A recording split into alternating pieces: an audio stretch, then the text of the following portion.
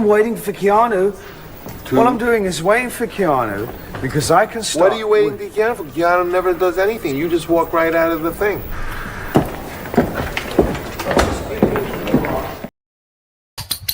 Isn't that exciting? Okay, we're gonna do it. Whee! 1, 2, and bing, bing, bing. Bing, bing, bing. Bing, bing, bing, bing. Keanu Thompson. Keanu! The host, a stand-up comic, is wearing glittery devil horns. One is just so untoward.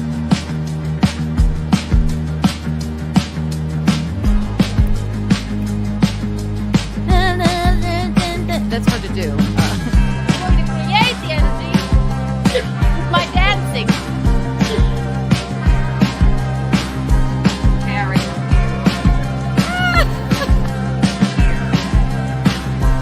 I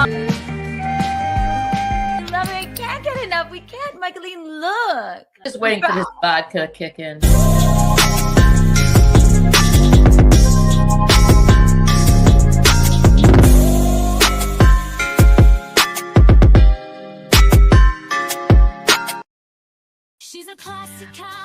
Hello, everyone. Can you see me?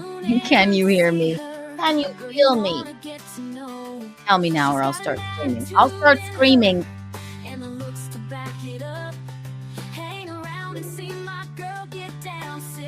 Hi. It's me, Keanu Thompson. It's a Kiki Live, a good old-fashioned Kiki Live. See and feel me? Hi, backhand. Hi, Michaeline. Well, listen, Michaeline is, we just did a pre-record, this evening, so that's where we're coming from. So you have that to look forward to. A pre-record, a Keanu Cast pre-record. Sorry, I just love the song so much. So, am I early? Hi, cutie. I can't pay attention ever when I play this song. It's so cute. It's just so cute. Reveal in a second.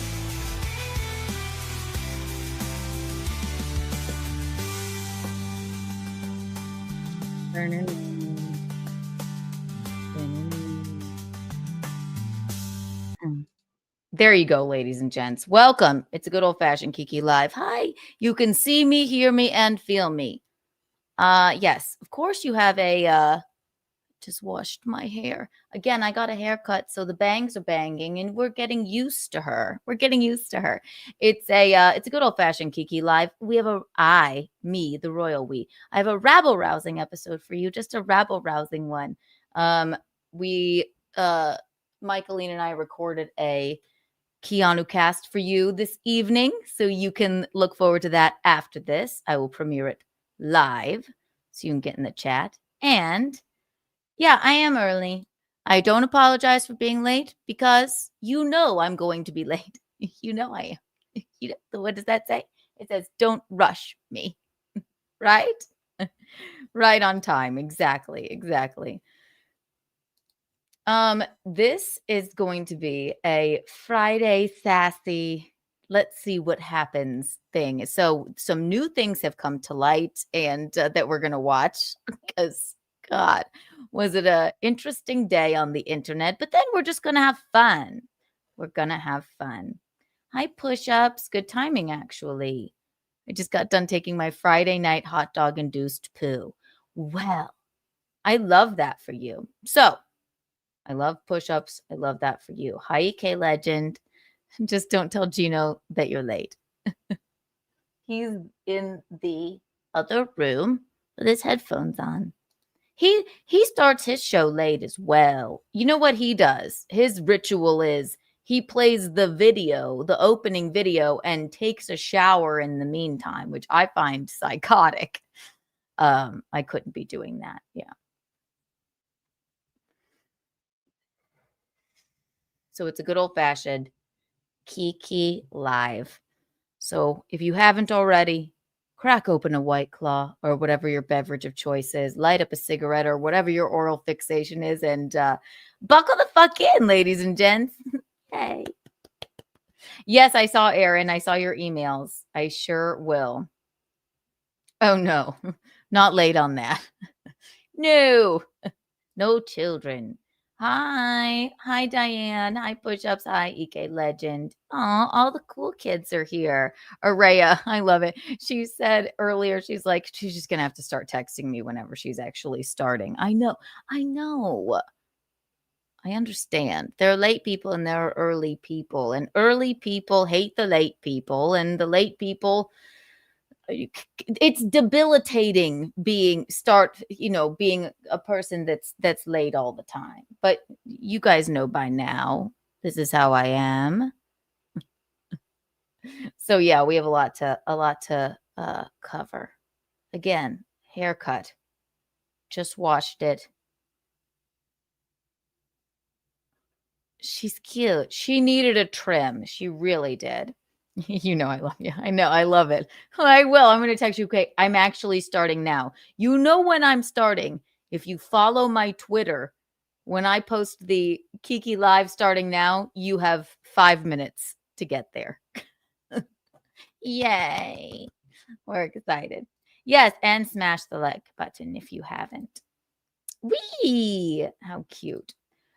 First of all, Jay Warren, member for 1 month. Thank you for being a member. If you're not a member, become a member. If you're not subscribed, get subscribed. It's rude to watch and not subscribe.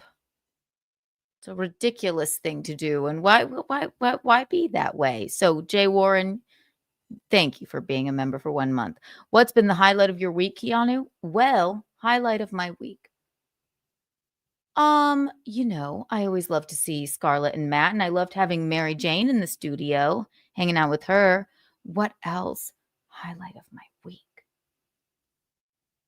Oh, my friend Elliot, my BFF Elliot got a new doggy. I'm going to show him to you. I loved that for him.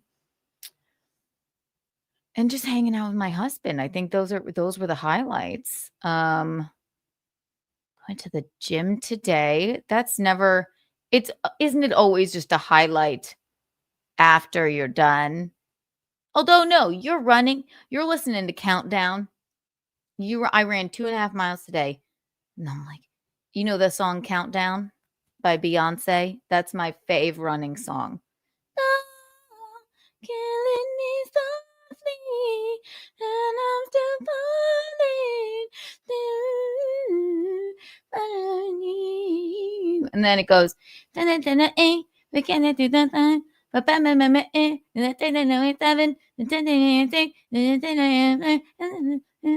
And the 2 to the 1. You know what I'm talking about?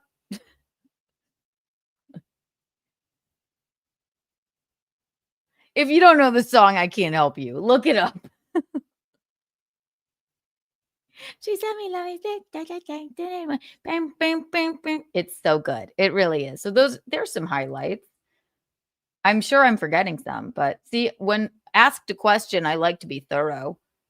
Oh, and Scarlett got me these Skittles socks. Scarlett Hampton, if you don't know, she got me these Skittles socks, and I don't even want to unwrap them because it was so kind. I love them. Oh, so sweet of her. That was another highlight. Also another highlight. We found out this week New Year's Eve. We're going to be performing at our they have a few clubs, Governors. So Gino and I will be performing there. If you want to see me do live stand-up comedy, all you got to do is go to my Instagram and/or X. That's where I post most of my live stand-up comedy dates. That's good.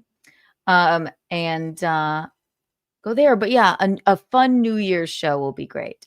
I'm excited about that. African American Dabbler. Thank you for the $4.99. Keanu, I hope I'm not the first to tell you, but bald misogynist hack. Oh, you must be talking about the one and only Shuli. And then, the his cohort, the one that is most likely on Ozempic, he was one of those guys. He's one of those guys that should have stayed fat to be funny. He was never funny in general, but at least it was fun when he was fatter. He just looks deflated now and unfunny. Were slut shaming you and after they watched a clip of you calling Shuli unfunny. Yeah. Well, that's par for the course for them. Of course they did. Of course they do that. That's all they have.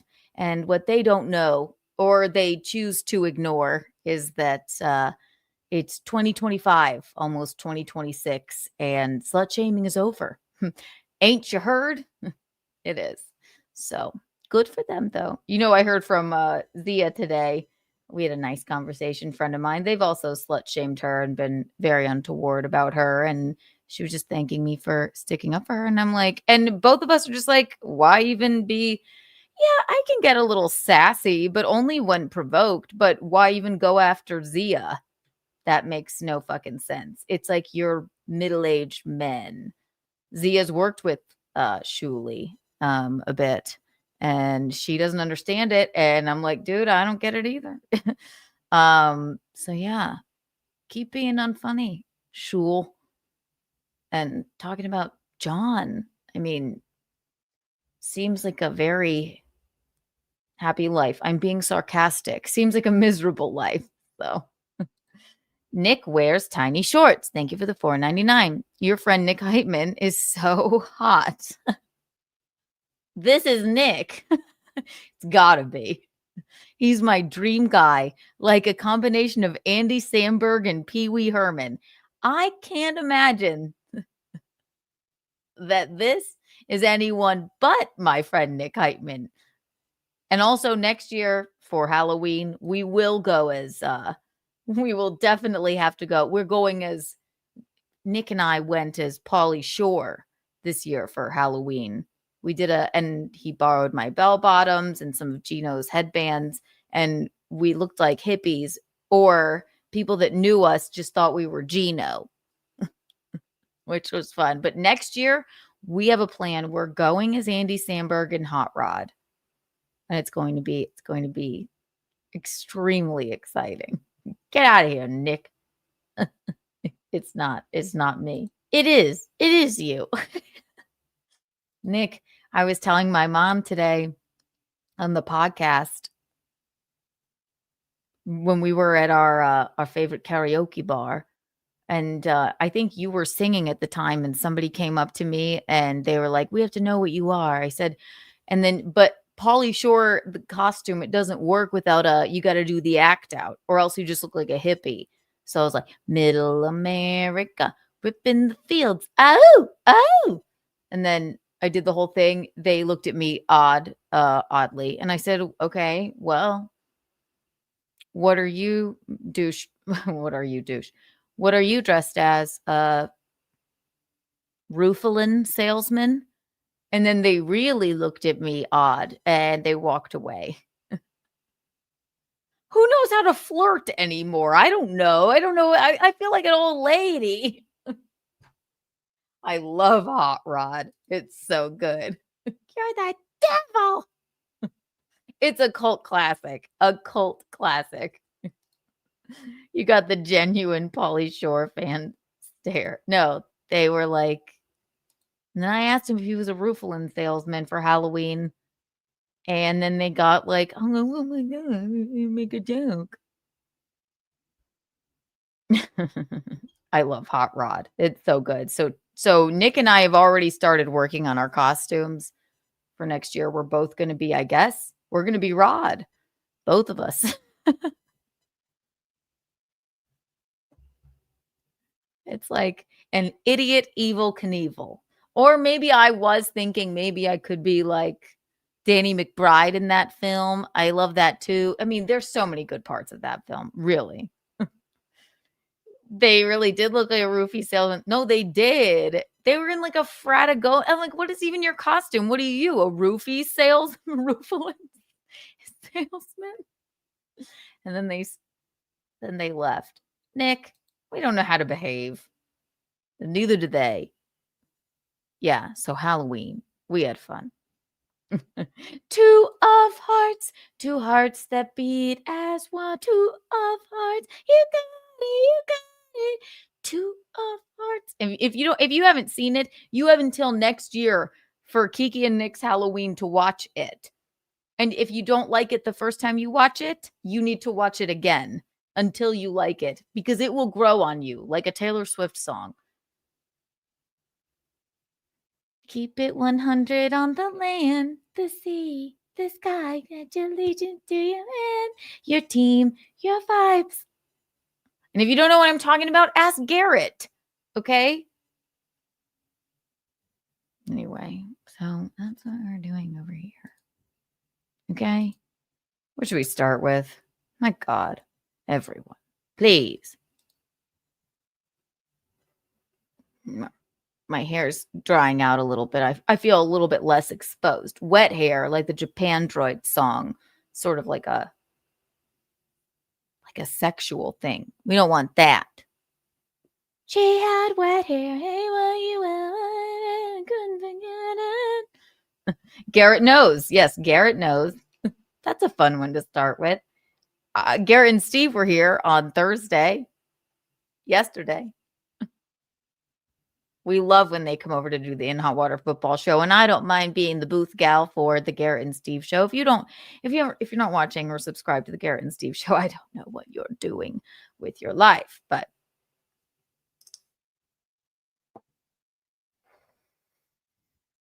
Garrett comes over and I didn't realize he comes over in normal clothing. And then he puts on this costume, and I had no idea who he was, but I can't even remember. Let me look. Hang on. He was Macho Macho. I shared it. Oh, come on. Well, that was ridiculous too. What is his name? He was a pro wrestler. I don't know why they did this, but they did, and it was adorable. Let's see. Oh, what can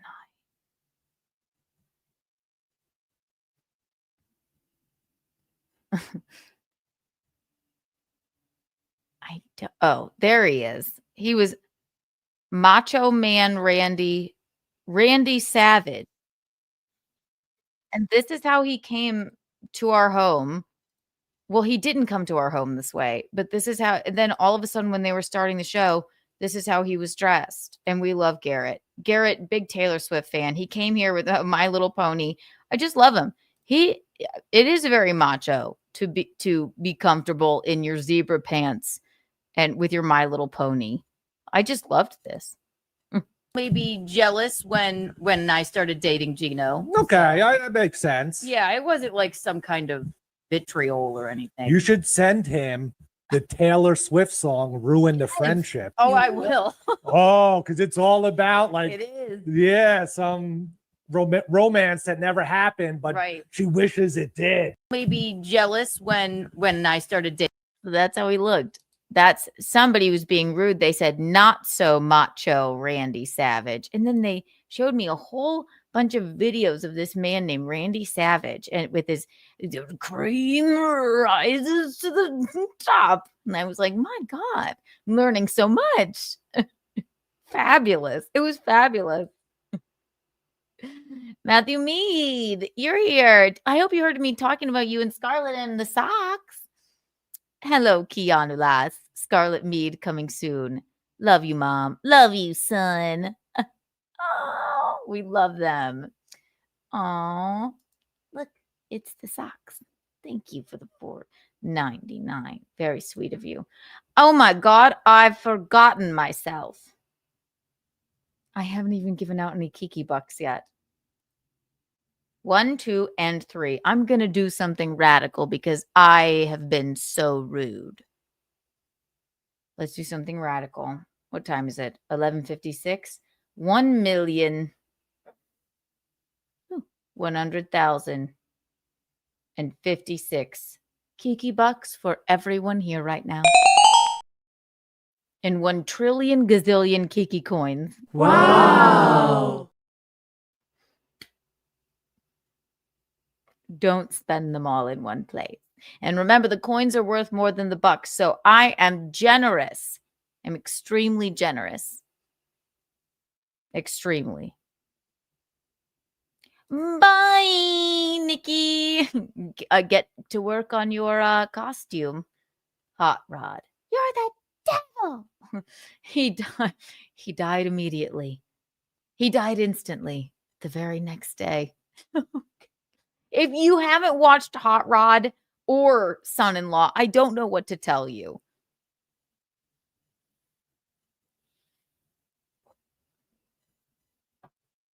My God. The Kiki coin is real. I know. If you I have them, you can buy an actual Kiki coin. I have them. I'll sign them. I've already finished mine. You need to step up. You're an idiot. You finished it already? Oh, okay. Nick became a freaking tailor. He's probably a cobbler as well. Fine. I'll finish it. Push-ups. Thank you for the $2. Speaking of WWE, raise a toast for Chris Benoit. I still don't get this. You said this the other day. Is this another Ian whatever thing? Chris. We were tricked. Ian, fuck, I can't remember his name.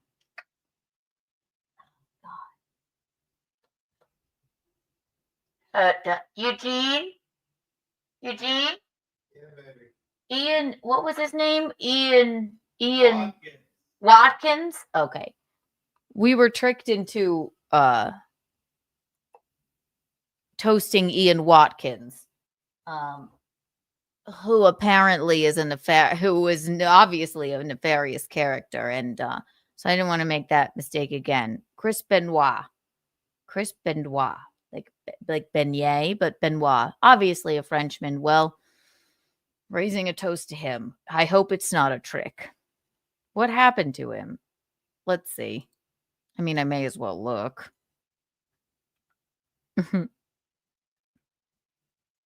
What is he? Oh, yeah, he's a WWE person. Christopher Michael Benoit was a Canadian professional wrestler. He worked for various pro wrestling promotions during his 22-year career, but is notoriously known for murder. It is a trick. Push-ups, it's a trick. That's rude. Down with Chris Benoit. He didn't even just die, and he was a bad man. Push-ups. Yeah, he murdered his... Now, Neil, where were you when I just almost toasted him? That's rude. Yeah, come on over to freaking Keanu Live if you want me to toast any of your late, terrible people. This is serious. Abe. Thank you for the $2, Abe Froman. Miss Kiki, who's better looking, Tommy Jordan or Gino? Gino, obviously. Is that a real question? Thank you for the $2, though. Obviously, Gino.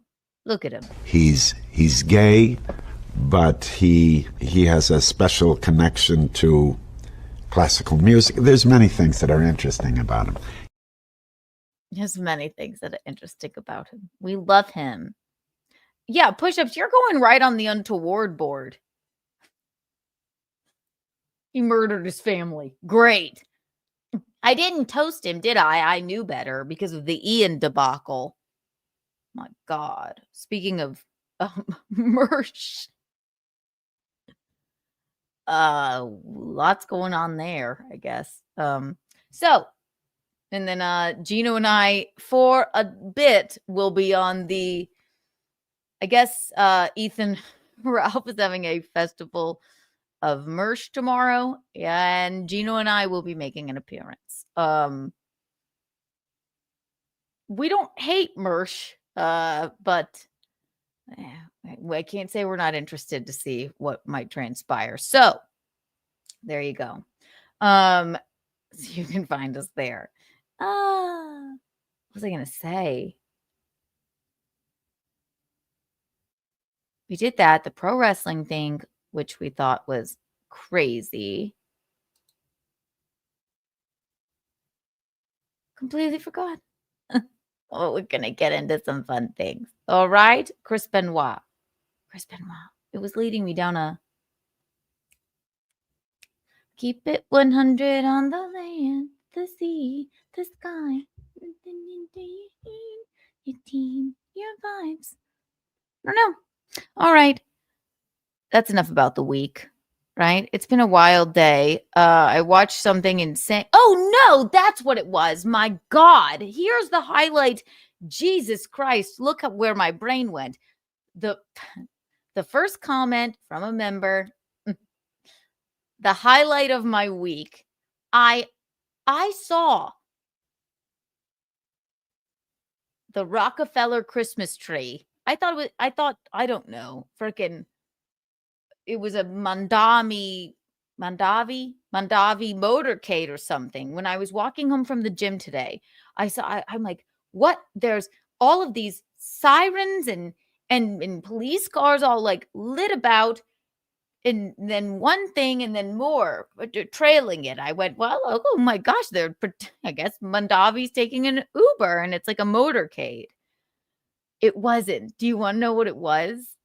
It was the tree. The Rockefeller Christmas tree. Isn't that exciting? I ran after it. I caught the tail end of the video. I have to show you, but it was a highlight of my week. I hung up on Gino. I'm like, I have to go. The tree is here. Being delivered. So here you go. You guys, this is the Christmas tree. You guys, this is the Christmas tree. Wait, it's the tree. I saw all these lights. There goes the tree. There's the tree. It's blurry. You can't really make it out. But that tree is protected by NYPD. It was like a freaking procession. And I said, what the hell is this for? Just a big, stupid tree. Which I love. I don't think you can really... You guys, this is the Christmas tree. Wait, it's the tree. I saw all these lights. There goes the tree. If you could see, that's where the tree is, right there, right where my mouse is, okay? And it looks far away, but I saw the tree. There's the tree. There it is, right there. And it says tree.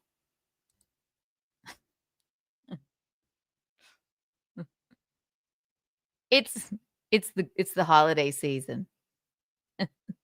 So that's all I could get of it. I guess I'm not a very good. All right.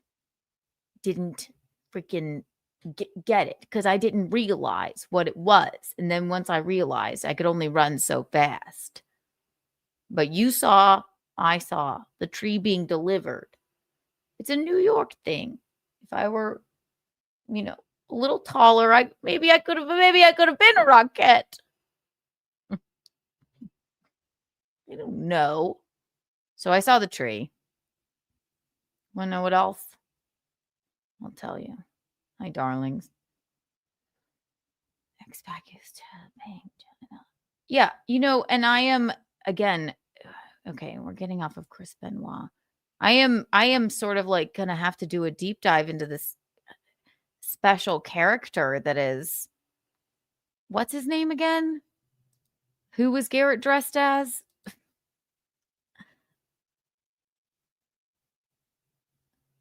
Who the hell was he dressed as again? Fucking, I can't remember. Randy Savage. So wild human. Here he is. Look at him go. Crazy man. Well, I mean, yeah. So Garrett shows up. He puts on the costume. He didn't warn any of us. Then he just was like the most confident man. It was wild. Hi, Tyler. Nothing. I saw the tree. Yes, the tree.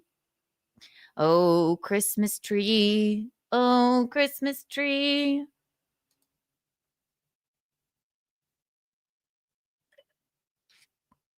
How lovely are your branches. La da da da. Ma da da da da da. 1 million Kiki bucks for you. 1 trillion Kiki coins for you. Wow. Oh, Christmas tree. Oh, Christmas tree.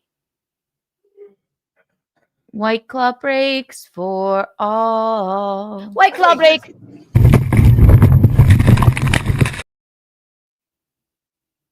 Pharmacide is no laughing matter.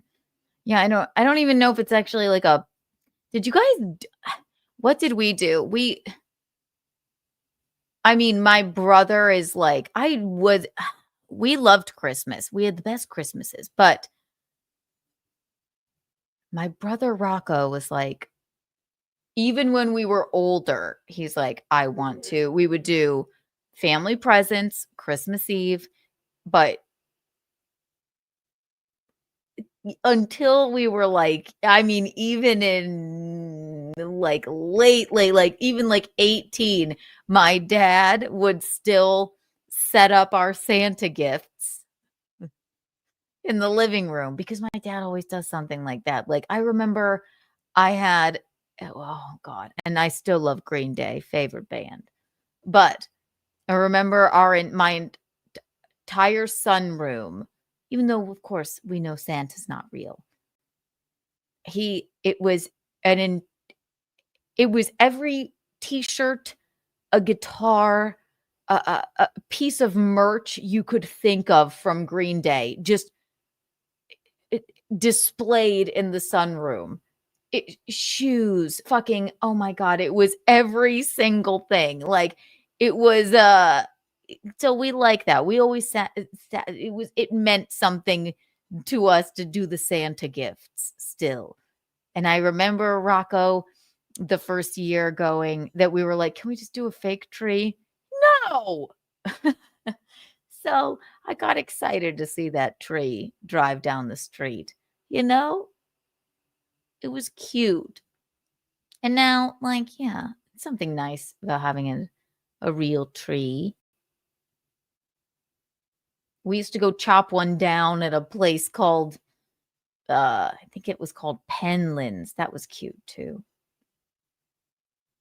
It was nice. Now when I think back and I was a kid and we did that, like, fuck, I would never go and do that. Like oh God, we have to go saw down a tree, but we had hot cocoa and they give you a saw and then you choose your own tree to chop down. Yeah. We love a tree moment. We love one. I'm excited for the holidays. I don't think these are words. They're sort of words. Oh, cute. The plane. Genetic freak. Snap into a Slim Jim. I know. All right. One moment. There's another thing I haven't been able to. It's a good old fashioned Kiki Live is always a cleansing of the computer. Things I never get to, whether it's on In Hot Water or a good old fashioned Untoward Tuesday. But I will put in the call-in number if anybody wants to call in. So shall we do the hot drama of the day?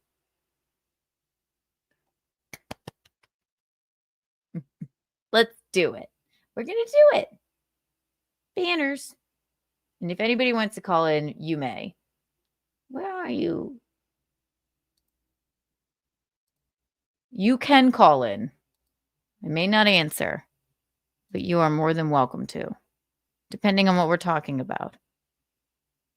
Mm. Mm. Mm. Mm. The call-in number is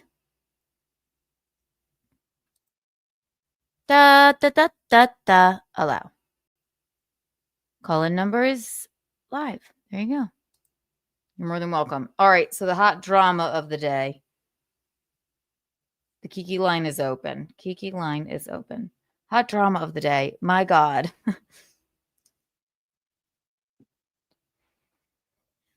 These idiots named Karl Clubfoot, Karl Hamburger, Herburger, this man, Patty Melty, freak.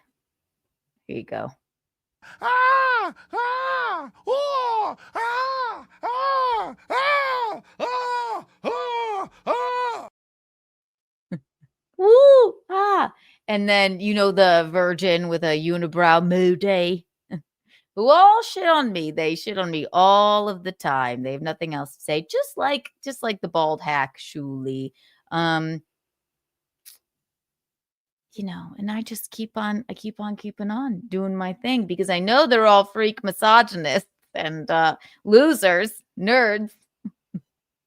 They had the most embarrassing program today. Not that it's already not embarrassing. I don't want to do a double negative. Not that it's already not embarrassing that they all sit around and do a weekly show about Dearest Aaron Imholte, right? Dearest. He just got out of jail. Streamlabs, PayPal, Venmo, Streamlabs, PayPal, Venmo, Streamlabs, PayPal, Venmo, beg, beg, beg. Beg, beg, beg, shake, shake, shake. Aaron, fresh out of jail. Wait, hang on. Eugene. Yeah, baby. I hear Columbo. Oh my God. Stop. Huh. Who done it? Something didn't sit right with me about that. Just one more thing. Johnny Cash from the best episodes ever. It's a Johnny Cash episode? Fuck yeah. Aww. Do you want to come say hi to them?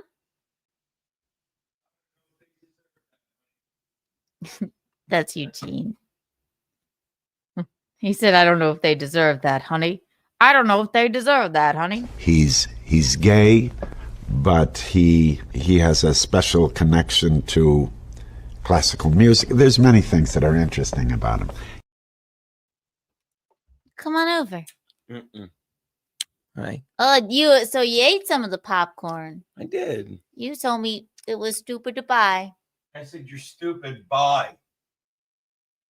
Get out. Yes. Take it back. Take it back. You know, I can't take it back when you know I didn't even really say it. Something about I'm that. watching a video. You were all over my shit. What you were on Kevin Brennan's show. Oh, yeah. And you were talking about me. You're like, Will you send me the link to that? I maybe will watch it. I was so cute. I think it might be. Yeah, I'll send you the link. There's something about that just didn't sit right with me. Gina was watching an old episode of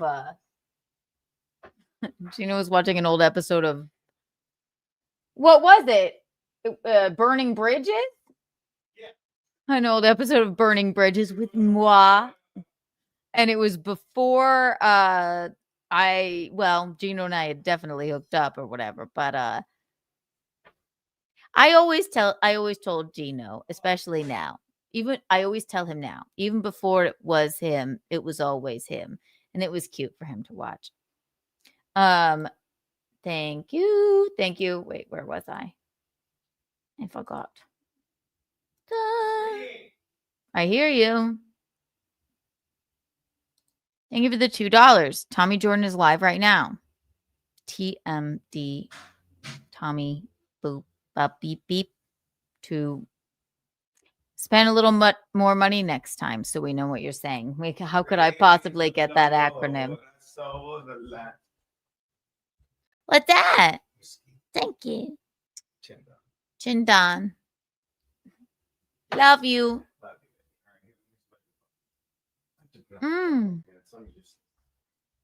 I don't need it right now. Okay, so back to what I was saying. I will play a clip of it. Hi, Nasty Neil. Brown Sugar Neil, as we say. I will do a karmic song when I get back. Oh, yeah. Brown Sugar Neil's out of town. Ugh. Okay. Cute. Anyway, so hot gossip of today is that Aaron, fresh out of jail. Aaron was talking on his program about a friend he made in jail, a friend named Mikey. And, because Aaron makes, he really does. He makes lemonade out of lemons, lemonade out of lemonades. And he was just talking about that quietly on his program. But, the fat onion and the virgin with a unibrow, Moody, and Clubfoot Karl, they have a show every week on Friday that they do. It's called This Little Piggy, because they have nothing better to do with their lives other than sit around and talk about Aaron Imholte. And today it was as if it's not always ridiculous to watch, but I try and keep up on the gossip. Today, they thought it would be a fabulous idea. Well, I guess they thought this like a couple of days ago. They thought it would be a fabulous and not absolutely unhinged idea to contact Aaron's jail friend Mikey in jail. That's redundant. Okay. I'm just trying to make it a point. And after he'd been arrested. And interview him. And then all Mikey says is like, yeah, I liked him. He was great at basketball. Right. And then so they look like fucking freaks. Number one, who would do such a thing? Number two, then at the end, because Moody, the virgin with a fucking unibrow, he's like, well, this didn't go well, so I'm going to read off his record. And it was such a bad look. I have to show you. Some of it. It was wild to watch. What a bunch of fucking losers. Am I right? What a bunch of morons. Correct? Would it ever come into your brain, link to the Jake, because you hate a man you don't know that much and you're so obsessed with him, to figure out who his friends were when he was in jail for 8 days and then pay them via commissary to interview them about said man, and then have them on, and then play the clips on your show as if that's some sort of win for you. Karl, you're an embarrassment. Moody. Oh, I can't. I couldn't believe what I was hearing. Adam Simon, thank you for the gifted membership. Ava's here. Holy shit, what a total disaster. Met more new people while he was in jail than They- any of those fucking losers met in the past months. Like Moody, what does he do? What does Melton do? Fucking Aaron's making new friends. His buddy Mike. With Burley Bird's tissue box. And then all Mike did was like, yeah, he was great. He was good at basketball. He was this. So let's sit here and listen because it's unbelievable. Ava, if you're around, I will send you the link because I love talking to you about this stuff. So give me 1 second. But no pressure. Hang on. Do do do. Bing bing bing bing bing bing bing bing. Ava. It's a disaster, Ava. It's a disaster. And it's so embarrassing. I just can't do it. Like, what are they doing? What are they doing? Oh, God, it's awful. Okay, Ava, you have the link if you want to pop on. All right. So here's a clip of it because, I mean, it's like, they do like a 5,000-hour show, but thanks, Doom, for this clip. We'll play it now. Bing, bing, bing, bing, bing, bing, bing, bing. This is from this Little Piggy show today, which was a complete and utter disaster. Do do do do do do do do do do. Bing, bing, bing, bing, bing, bing, do dee. And even Doom, who's the biggest hater person on earth. Did you hear what Maddie did? What? Are you talking to me? No, don't say that out loud. No, I did not hear that. Heard that. You just heard that now? Yeah. From him? Texted. Oh, he just texted. Oh. Oh. What? I just got that text too, yeah.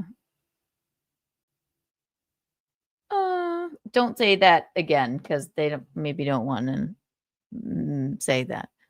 All right, here we go.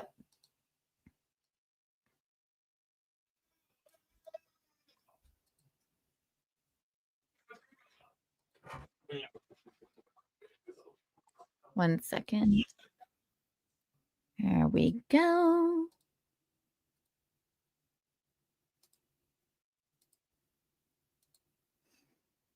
I'll tell you why. It's not to. Oh, look at this. Look at these fools. Let's make it a little bit faster because who has change what the conversation was at all. It's all in there. There's a lot of editing done on this, and I'll tell you why. It's not to change what the conversation was at all. It's all in there. But there was this long ass delay on Mikey's end. So we'd ask a question, then hear ourselves ask that question again, and then Mikey would answer it. You're going to hear an example of it on this first clip, and then I take it out for the rest of the time just to show why there's like. So Clubfoot Karl, who we all know he does not have club feet anymore or anything, all right? But he's rude to me, so I'll call him Clubfoot Karl. He's talking about they thought this was going to be a big win for them because it's not mentally ill of them to, and I'm being sarcastic here, it's completely not mentally ill of them to reach out to Aaron's, I guess, I don't know if he was his cellmate or his just friend in jail that he mentioned a few times. But Moody, the virgin with a unibrow, looks like he's like taking a little bit of care of that right now, probably because of me. They reach out to this man, pay him money in his commissary to call him and interview him to play on their show. And again,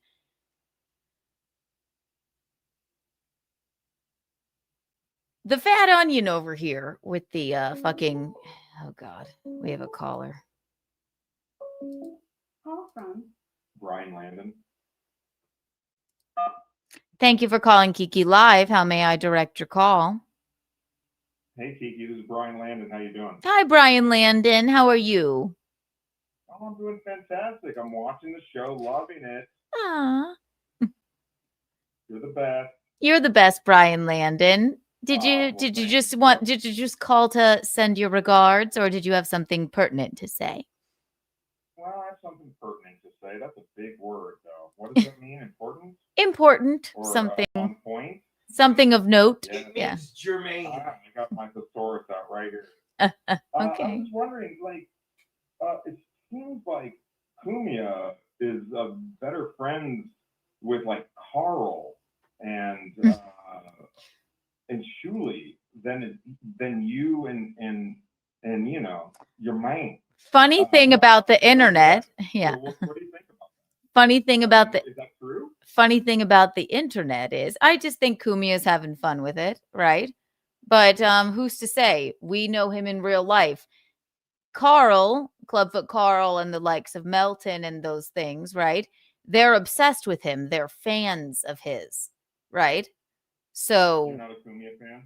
well, I mean, I didn't really know Kumia until I started doing, I guess, Kevin Brennan's show and then in Hot Water or whatever. But yeah, like in real life, we're friends with Kumia. But again, he doesn't live here anymore. But yeah, so but he's popular to them. They like suck his dick because they think it's cool to know Kumia. I never watched Opie and Anthony. To me, he's just a nice man that I like. I didn't hit because of his network. I met my husband. So, yeah. Is Brian Landon the one that put up that awesome video where he's shitting on Shmuel Buckman? That did you hear, Gino? That was his question. Yes. I mean, I'm not necessarily saying I shat on him. I was just telling a story about it. Gino must have seen it. You're doing the Lord's work. You just told your story, which was true. It's like he was sitting there giving people money to be his friend. He's a fucking psycho. Pat Dixon's on Adderall. It's everything we've been saying forever. I don't know what you were going for, but it was beautiful, everything you said. I loved it, buddy. I'm not sure what you're asking. What's that? No, I appreciate that. And if you go back and listen, I don't have a show. I'm just testing out a stream right now. It's just a test stream. Okay. I'm going to Pat Dixon quite a bit. Okay. I just see Kiki on, and I was just wondering, the Kumia thing is still kind of lingering. And I'm just curious about it because she's watching these other guys right now. Well, fuck them. Here's what let me stop you there. Here's what Kumia would say, and which is also what I would say. He's not going to inherit. If I don't like somebody on the fucking loser internet, it doesn't mean just because he's entertained by them, it doesn't mean that he also has to dislike them. Do you see what I'm saying? It's like, it's just a non-thing. Kumia. Right. So, yeah, I thought you meant that you just like Kumia. No, I like Kumia. No. I like Kumia. Missy's done me dirty at this point, but like, listen, it's not like. So is that a no? I did like her. Right now, I'm like, but it doesn't really. Here's the thing: it doesn't really affect my life, my quality of life. That Missy did me dirty like that, and also I'm not gonna not be, nice to Kumia or friends with Kumia because, and I doubt that if I know Kumia, and I think Gino you would say the same, he probably doesn't want anything to do with that feud.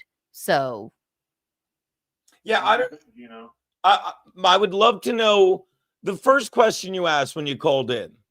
And everyone knows what I think, but we'll get to that. When you called in, what was your... Well, we'll get to that. My question is, I can't answer a question if I don't know. What was the original question you asked when you called in? He seems like he's good. I want to hear him ask it, but thank you, baby. Go ahead. What was the question you asked? To me, he seems more friendly with Karl and Shuli than he does with you and Kiki. Okay, now here's and that's. I don't know. Please. I'm an outsider. I'm asking. Yeah, and I'm saying it depends. It depends. It depends and defines. If you jam them together, you'll get defines. It depends how you define friendly, because this is what's going on with the world now. I'm very friendly with Kumia.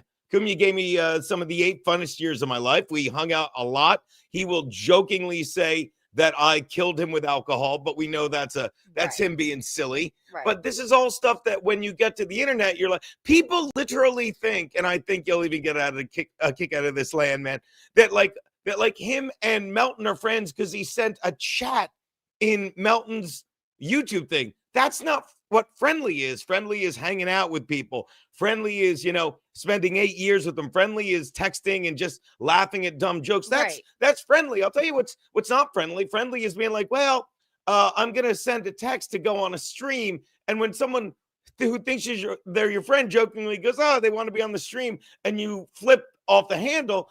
That's not friendly. That's confusing internet friendly with real life friendly. Right. Real life friendly. Yes. The man was at our wedding. So to answer your question, well, you should, because you're a grown man and I've seen you speak and it's common sense. So when you say friendly, this is my first advice to you, and it's advice because trust me, I suck at streaming in the dabbleverse. You know that. Don't confuse real life with these friendly people, because Melton is a fat disaster. But he's an incredible dabbleverser. You know what I mean? But he's gonna die in that dark basement, just spinning lies, thinking he's succeeding. I saw a clip of him screaming like, Gino made more money in those 8 years. You're goddamn right, I made a shit ton of money because I worked my ass off to get it. And you can hear his bitterness in it, and he's trying to act like Cumia hates him. He's insulting Cumia because he thinks he's his friend, and he's like, you lose your grip on reality. In reality, Melton's a fat disaster. Okay. Right. In reality, Karl's that kid in high school who would go with whoever, who would laugh at kids behind their back. He's not a good person. If I may, one more thing, and you can look this up. Karl has most of his followers because of Anthony. Right. He owes that to Anthony, but he's just kind of a shitty person to everyone but Anthony, because if we gave him No, but I'm defining friendly. I'm defining what friendly is, just to drive that home. Your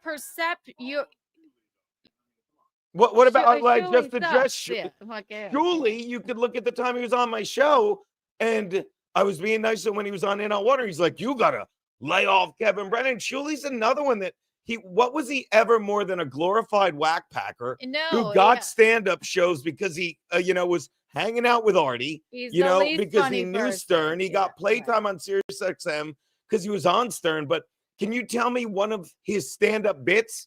Can you tell me what he's ever done other than fucking, handled whack packers and now he does a great Tan Mom impression, but that's it. He's still making fun of Stuttering John. What has he ever created? Does that answer any questions? You can't. Right. Well, no, okay, friends, right? Okay, no, friends. Watch this. No, friend, no. I would say no. So if you're asking, like, he seems friendly with them, to you, your perception of the internet, right, and that's fine. If he is, I mean, you'd have to ask him whom he's better friends with. But I would say you and Gino and him had a serious, actual friendship outside of the internet for many fucking years. The man was at our wedding. Like, if it seems that he's better friends with Karl and Melty and Shuli, because I think he's just having fun with it, whatever, then that's fine. But if that's your perception, then that's your perception. And here's, and we don't care. That's the other thing. Here's the perfect example of what I think a friend is in real life versus what a delusional. Somebody in my stream last week, a troll's like, oh yeah, Anthony was. I can't remember what he said because it was so innocuous, but it was about something Anthony did in a stream with someone else. And I screenshotted it and I texted it to Anthony. And Anthony immediately texted me back like friends do. And he's like, yeah, these guys are fucking insane or something. Right. And we laughed at it because they never stop. That's right. Yeah, they never stop. He's like, I'm in town Thanksgiving. Let's hang out. That's what friends do. You could say friendly, but when you say friendly, why? Because he talks about his stream. Karl brings nothing to the table. He's an insecure person. Surely I'll ask you again. Tell me one of his jokes. I'll ask you again. Tell me anything. Tell me what he's done other than attack Stuttering John. Not saying he's not good at it. That's all he does. That's it. How is that still interesting? So you can't disagree. Hey, 2 and 2 is 4. I'm not disagreeing with you. You can't. You're a smart man, Landon. I'm stating fact. Connecting dots in straight lines. Right. And I don't know if that's the real That's what we're saying. That's what we're saying. your perception from the internet is that he's more friendly with them, and that's fine. Well, it would. No, you said that's exactly what you asked. That's exactly what you asked. It seems like I got it. I got it. Same thing. It sounded like kisses. What you said, Brandon, if I may, is that it seems like, right? Brian. I combined your first and last name.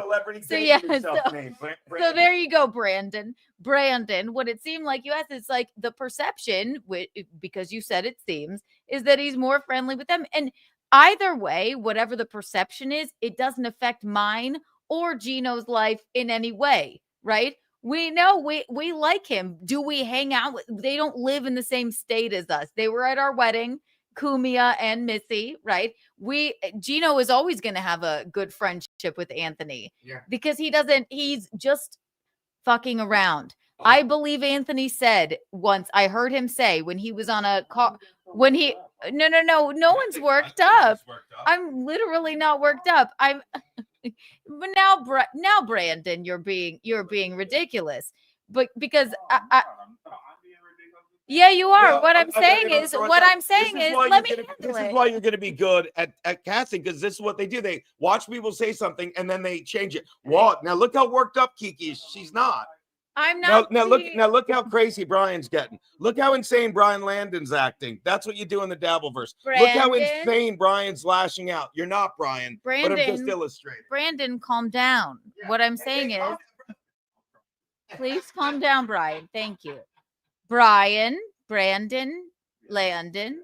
What I'm saying is, I remember specifically Kumia saying I think it might have been a Clubfoot Karl show. He's like, he super chatted in and he said, you cannot dislike who the other people in the dabbleverse dislike. You have to just take people one-on-one, which is what I always do in my life. So it doesn't really affect my life whether or not he's closer with perception wise, whether he's closer with whomever else. So okay, so are we clear? I hear what you're saying.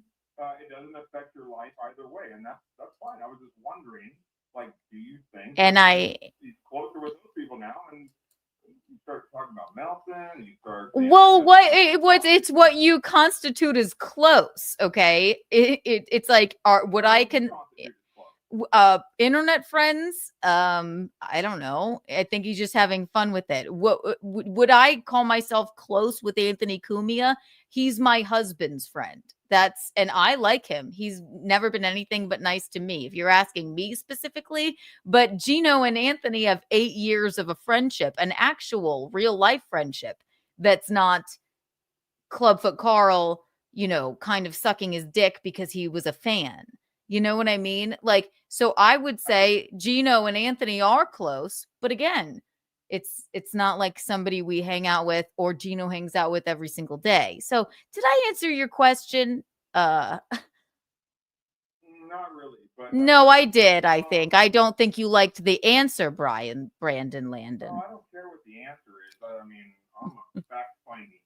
It's not a test frame. It's not a comedy podcast. Well, I'm glad I gave you some content, darling. Anyway. Anyway, all right. Well, I was just wondering. So, have you and Missy B or has Gino and Kumia been in contact since the fallout? Have Missy and I have not spoken. No. Will you ever speak to her again? I don't even. You know what? If she wanted to talk to me, I'd be perfectly fine. If I were around her, I'd be fine. What do you want me to ask him, Gene? Ask him what Karl's follow-up the next day was when people asked. Right. No. I'm not. Come on. I have a show to do. I don't want to give you any more content. Yeah. Mondays and Wednesdays. Why don't? Yeah. Don't bother if you want to talk to me. Come by then. Call in and ask Gino then. Okay. Okay. When's the show? I don't know. No one does. We know. I'm on YouTube and Rumble 3 o'clock Monday and Wednesday. Thank you, Brandon Landon. I sure will, darling. Goodbye. He did the all wait. I mean, I don't know how much more thorough I could be with the question. Yeah. All right. Apparently somebody else wanted to call because we got a call waiting.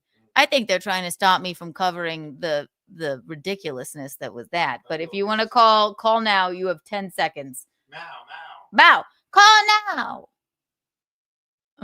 Anyway, I don't know how much more I could answer the question in a calm manner. Who's lashing out? But you're welcome for the content, Brian Landon. Lee Luhu. Mr. White, thank you so much for the $4.99. Do your plugs, Gino. Who said that? Mr. White. I fucking missed it. When did he send that? Fuck him. I love him. Do your plugs, Do your plugs, Gino. Bastard. Thank you for answering the call too with me, Gino. But yeah, I could have handled that on my own. You could handle it. Just answering questions that you know. Right, you're right. It wasn't like I didn't say you're doing it wrong. I had it. It is weird that they care. I mean, and also like how do you even I don't know how to tell you how I don't know how to tell you. Like my buddy, my actual friend Nick, who was in the chat earlier, I could tell you, yes, one of my best friends in life. I can't tell you like how close somebody is with people that they like watching on the internet is with somebody else. Do I like Anthony? Absolutely. What do you want me to do? So I don't know. Anyway. All right. Well, if next caller, you're going to have to call. That's fine. But we gotta back to Club for Karl. I only call you. He doesn't have club feet anymore. I call him that because he's rude to me. And this was a major misstep for him. So Melty, Karl, and the virgin with the unibrow, Moody. Thought that it would be really that it wouldn't be absolutely fucking insane to interview, I'll call it Aaron's cellmate. I don't know if he was in the cell with Aaron Imholte or anything. They thought that would be like, yes, this is going to be great. Just the notion of it is insane. But you tell me. Okay, here we go.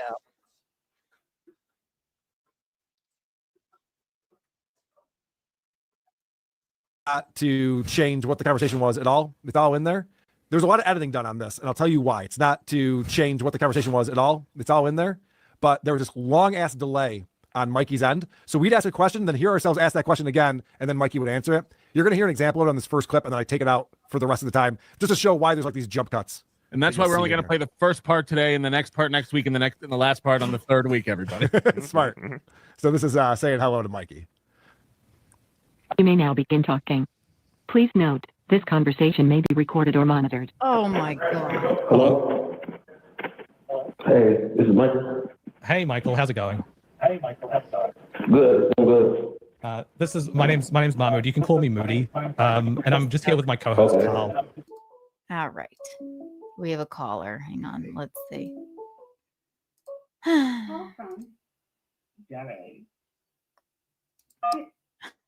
Thank you for calling Kiki Live. How may I direct your call?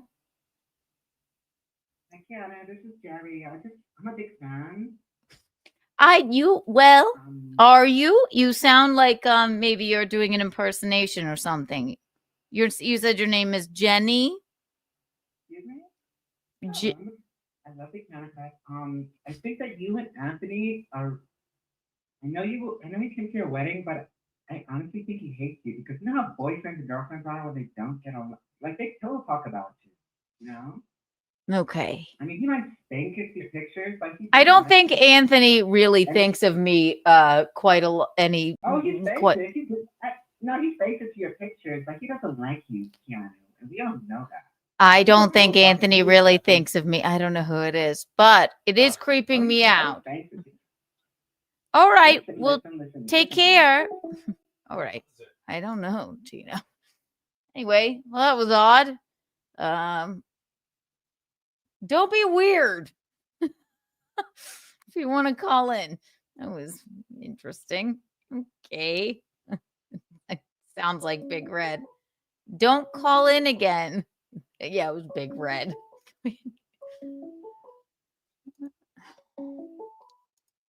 Call from. You have one more chance. Okay. Yeah. Call from. You cut me off.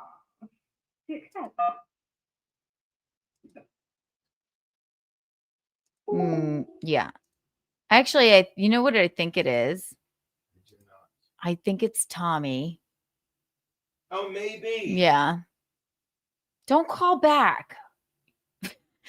I don't know what else to tell you. Just don't. I don't even know how to block a number on here. All right, you guys are going to lose the calling privileges. To accept, press 1. To send a voicemail, press 2. Hello. Kiki. Hi, who's this? Sorry. How are you? Who do I have the pleasure of speaking with? We'll call it Charles today.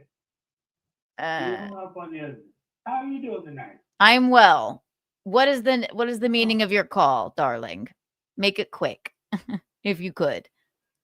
I need to balance out with some Kiki bonds. You need some Kiki bonds? Okay, well, if you have anything interesting to say, I'll give you 2 Kiki bonds. How about that? 2. All right. No, That's not good enough? Okay. All right. Go ahead. About the shoe. We got to talk about the shoe getting out of jail. Right? About the what? Aaron, I guess, getting out of jail. All right. Okay. The toe. I don't know its actual name, but yeah, the toe. Thank you for calling. Yeah. God, he smokes a pack a day. Yes. Thank you for calling Keanu Live. How may I direct your call? Anthony hates Gino. I just want Okay. All right. You guys, you've lost your calling privileges. It's going away. I'm sorry.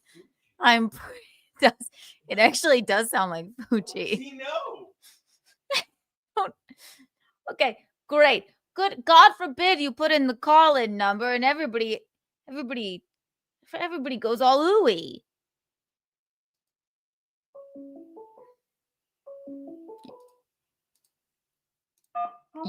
You're about to ruin it for everyone.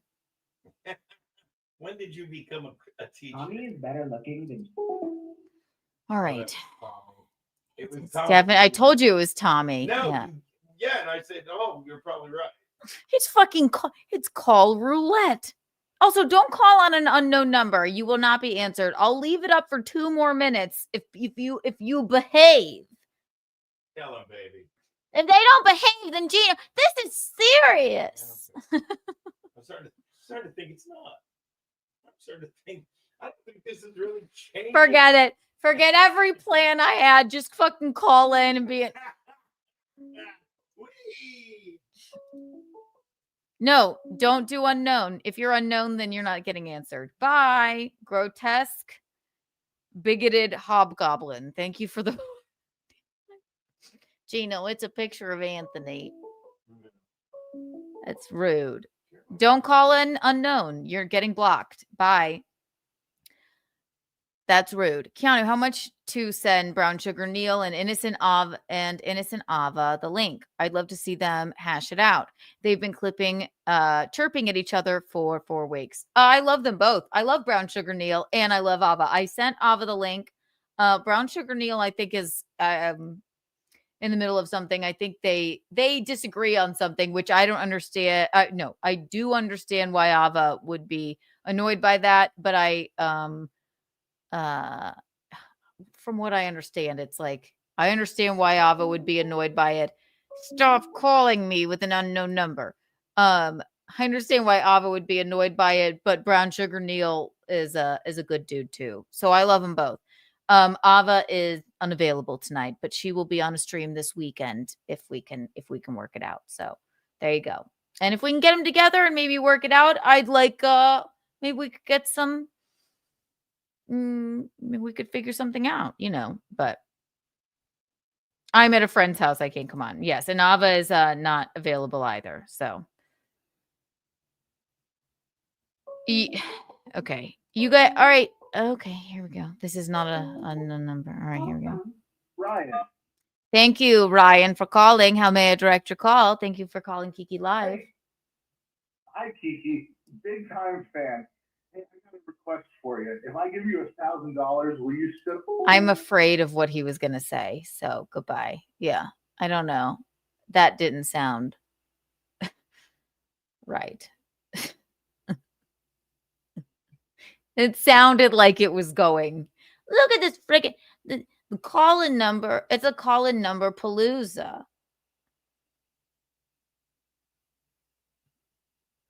Did that sound like it was gonna go in a positive way to you guys? Sounded untoward.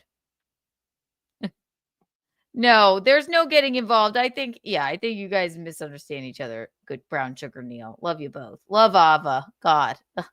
Jesus. So maybe I agree with Nasty Neil. Okay, good. Yeah, you're both here. All right. Enough of the call-in numbers. Call it. You will not be. It's just like all. I love my Skittles socks. It's just like all of my the 80,000 pounds of Skittles and the Beatles. Okay. I'm gonna have to take it down. No, if you're an unknown number, you cannot call in. Sorry, and don't do it. I'll block you. I'm gonna block you. I don't exactly know how yet, but I will.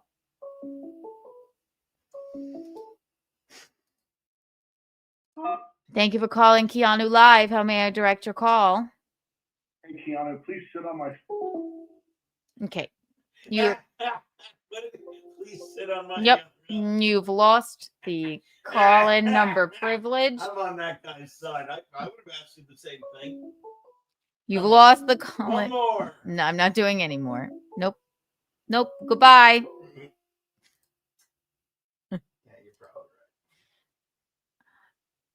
No more call-in number. This is why we can't have nice things. Bye, call-in number. Call-in number is off. Goodbye, everyone.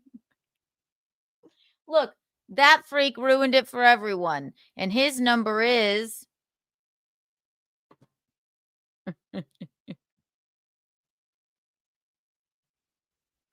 There. Maybe we'll... After we get through this, if you all calm down... Perhaps you will get your call. I should have been a teacher, maybe. You will get your call-in privileges back. You're right. Yeah. And now I have the numbers. Kind of right. Yeah. My God, I need an HRO to ruin a good thing for everybody. And I don't have a whole team of people like vetting the calls. It's just a little me.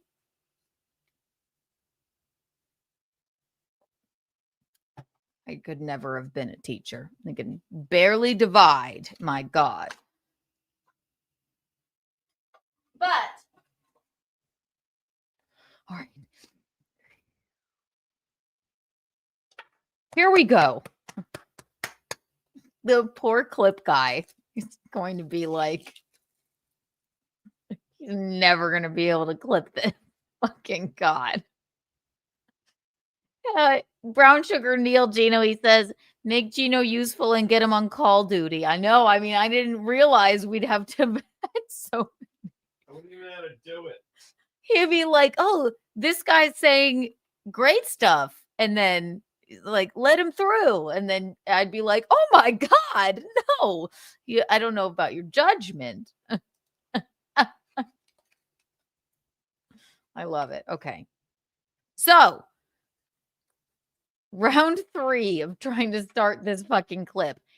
Long story short, Aaron Imholte, 8 days in jail. Blah, blah, blah. Streamlabs, PayPal, Venmo, Streamlabs, PayPal, Venmo, Streamlabs, PayPal, Venmo, beg. Aaron Imholte, friend of ours, 8 days in jail, made the best of it, made friends, one friend, an inmate named Mikey. The Fat Onion, Clubfoot Karl, the Virgin with a Unibrow, Moody, they think it'll be a great idea for their show that they do every single week called This Little Piggy. They're going to track down this inmate named Mikey that Aaron spoke of and interview him. That is mental fucking illness. Mental illness. Absolutely insane. If that is not by the way, Patrick Melton, if that is not a fucking violation of your ongoing, we don't know what'll happen yet, HRO, I don't fucking know what is. Okay? Harassment might be sitting on a show where not only did you fly to Minnesota, go to Aaron's favorite bar, you stalked him and did you went to his gym, you took pictures of his head. Like, I mean, God forbid, you wonder why you look like fucking creeps, okay? But then you go, you know what's a good idea? This will be great. To live on the air after we found a way to track down your friend from jail, Aaron's friend from jail, maybe his cellmate or whatever, just somebody that he spoke about, interview him and play it live on a show. You've lost your way. You've lost your way. If you think this looks like normal behavior, it ain't. At least from my perspective. I don't know. I've never been in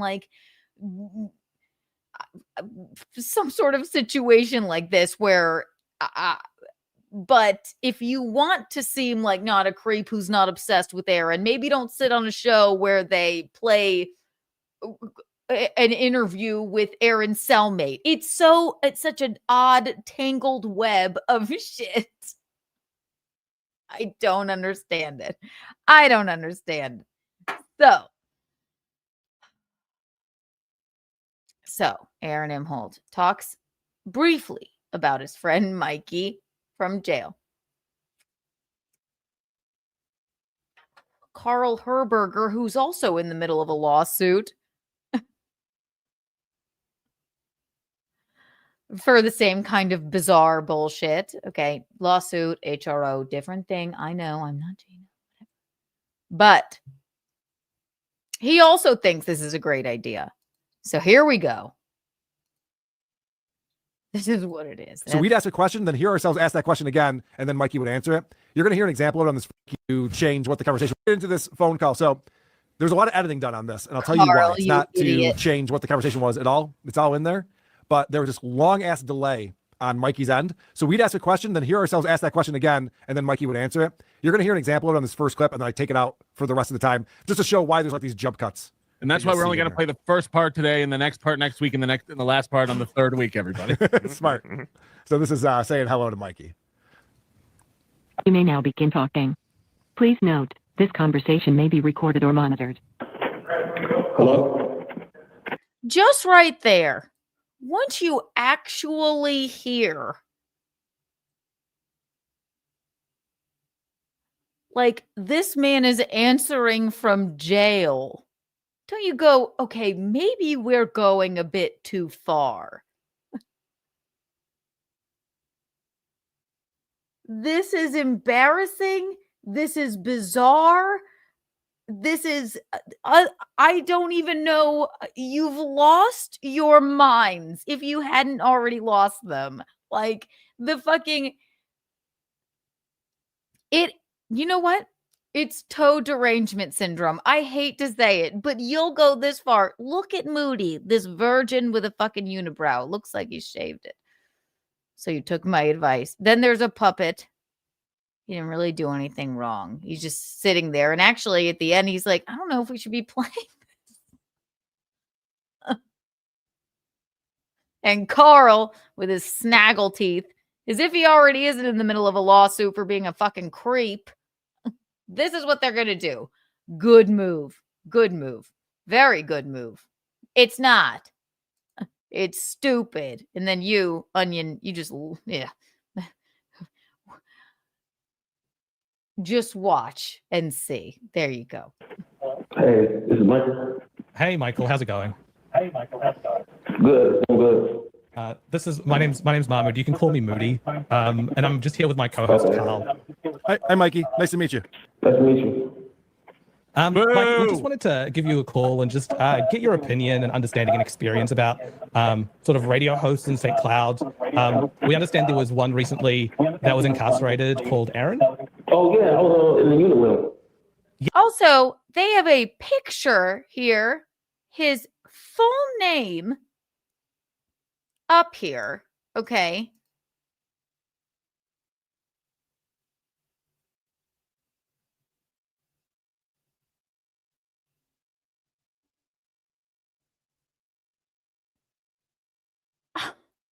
And all he's basically about to tell you is whatever everything Aaron said was true. Like I loved Aaron. I miss him on the block. Like I can't fucking believe they thought this was a good idea. It's not only the end that goes too far. It's this entire fucking thing.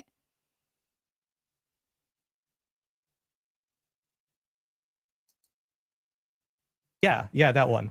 Yeah.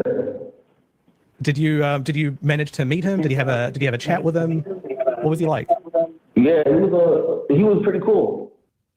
Okay, we're off to a good start because, as you know, Aaron said that they were friends. He said that multiple times. So it makes sense that Mikey remembers him, and he says he's cool.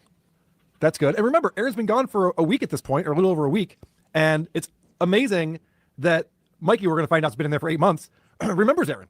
And actually answered most of the questions that we asked. Like, there are a few things that we asked about conversations and stuff. He's like, I don't remember that conversation. If that We happened. called him the ramen dispenser.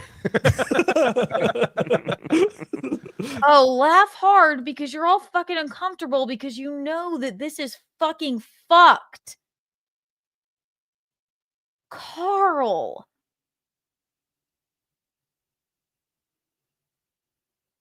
It's not, they want to say, like, I heard like a couple of shows saying this today, like that, well, that there at the end when Moody went too far. Okay, yeah. All right, listen. I heard.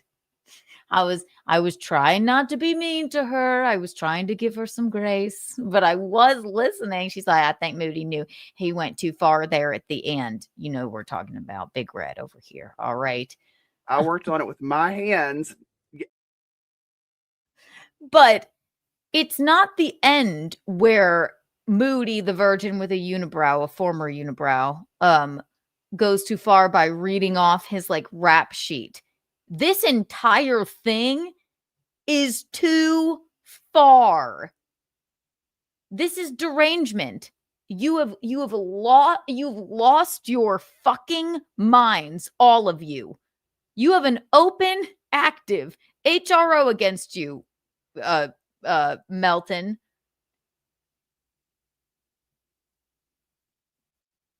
What if I were a judge? Okay. And Aaron goes to the judge and says, Patrick Melton is creeping me out. He said this, he's done this, he's done this. It's still active, okay? The last thing, after all you've done and said about him, harassed and fucking the heinous things you've said about fucking life and kids and flying to Minnesota, going to his gym, doing all of this stuff. Now you're sitting on a show where you are listening to an interview with his, I'm going to just call Mikey his cellmate. If I'm a judge, I go, yes, you are obsessed. You are scary. This is mental fucking illness. Never talk about him again. Stay 1 million feet away. And if this isn't, I mean, if this isn't a fucking violation of your active HRO. I don't know what is, but again, I'm a legal layman. But Jesus Christ, Karl, are you stupid? Come on, Karl, honestly, are you? This is the most embarrassing, ridiculous thing I've ever seen in my life. You are in the middle of a lawsuit. Stuttering John is suing you right now for doing this strange shit with you and the bald hack Shuley fucking doing creepy shit like this, all right? And this is what you choose to do. You're all riling each other up. Keep on. Jesus fucking Christ.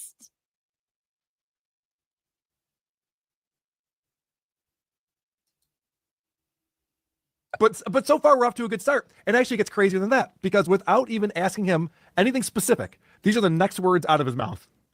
Yeah, he was pretty cool. Yeah? He played basketball pretty good too. So when he played basketball, did he have a nickname on the basketball court?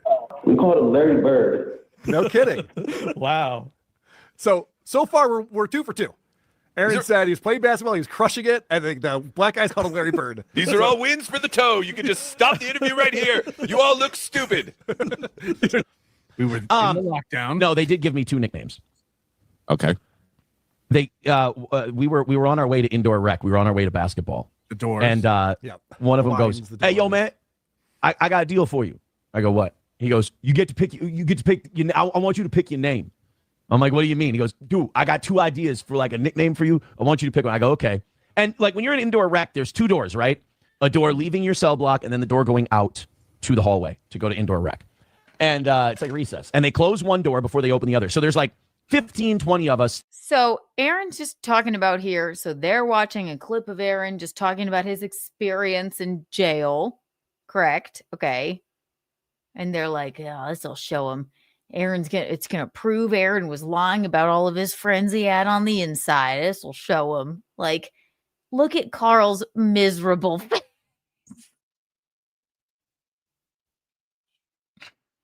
Look at Karl. Oh my God. Even the puppet's like, "I don't think this is right. This might not be the right thing to be doing here." Melton, probably high, just sitting there, miserable. And then even Moody's like, "Oh, is this going well? Oh, I don't know if this is going well or not. Are we proving our point here? Oh, I can't tell." Aaron bad. Jesus Christ, you are all freaks. This is wild. Standing in one little area waiting for the one door to open. And so everybody's in there. And the guy goes, "Yo, what would you rather be called? Dwight?" And I'm like, "Oh, fuck." I'm like, here. They thought, by the way, they were brilliant for the Dwight thing. I'm like, that is great. But like for 20 years, I've been getting Dwight, or radio. And I go, "Radio's not bad." Well, I asked him, I go, "Why radio?" Like, I asked him, I'm like, the retarded Cuba Gooding Jr. He goes, no, because CO said, like, you got a radio show. So, like, there were like 4 employees during my time there that were Steel Toe viewers, followers. Okay.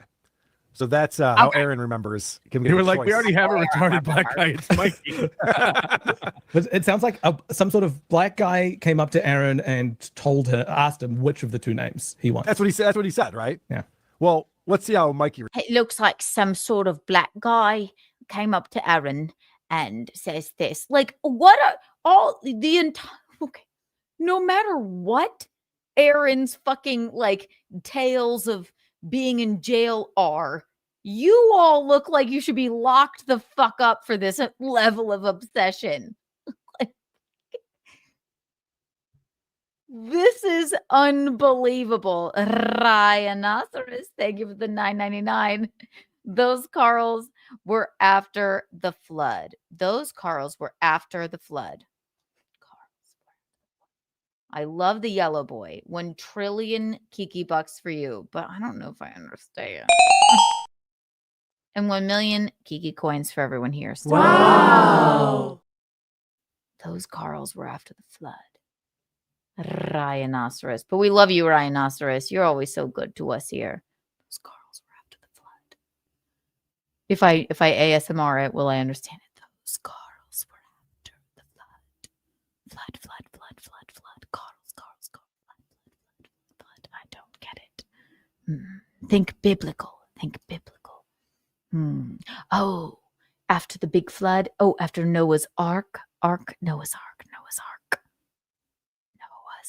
Those Karls were after the flood. Huh. All right. It is biblical. That's what I assumed. Karl would enjoy being locked in a cage with men. Again, the Karl's 2x2 on the ark. Okay. At least you're laughing. Good. All right. We'll think biblical with that one. I love it.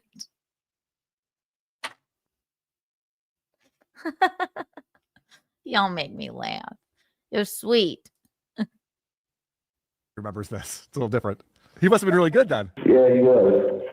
Now, did he have any other nicknames while you knew him? I think he told us he had a few different nicknames. I just don't remember what they were. He was with us for a short time. Right. So he told you he had 2 nicknames and you could choose which one to call him. Yeah, we gave him the nickname Larry Bird because it's Field Court though. Right. So apparently Aaron's going, yo, you can call me Radio or Dwight. I go by either one. I'll answer to either one of those. But his internal monologue is a black guy. Yes. Right. Maybe that's what it is. I feel like sometimes when they make a movie based on a real story, like 2 people will just be one character. So right now,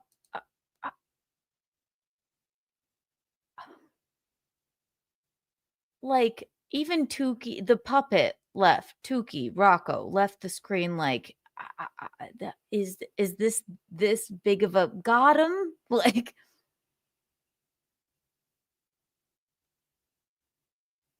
Karl and the Virgin with a unibrow are like, isn't that funny, guys?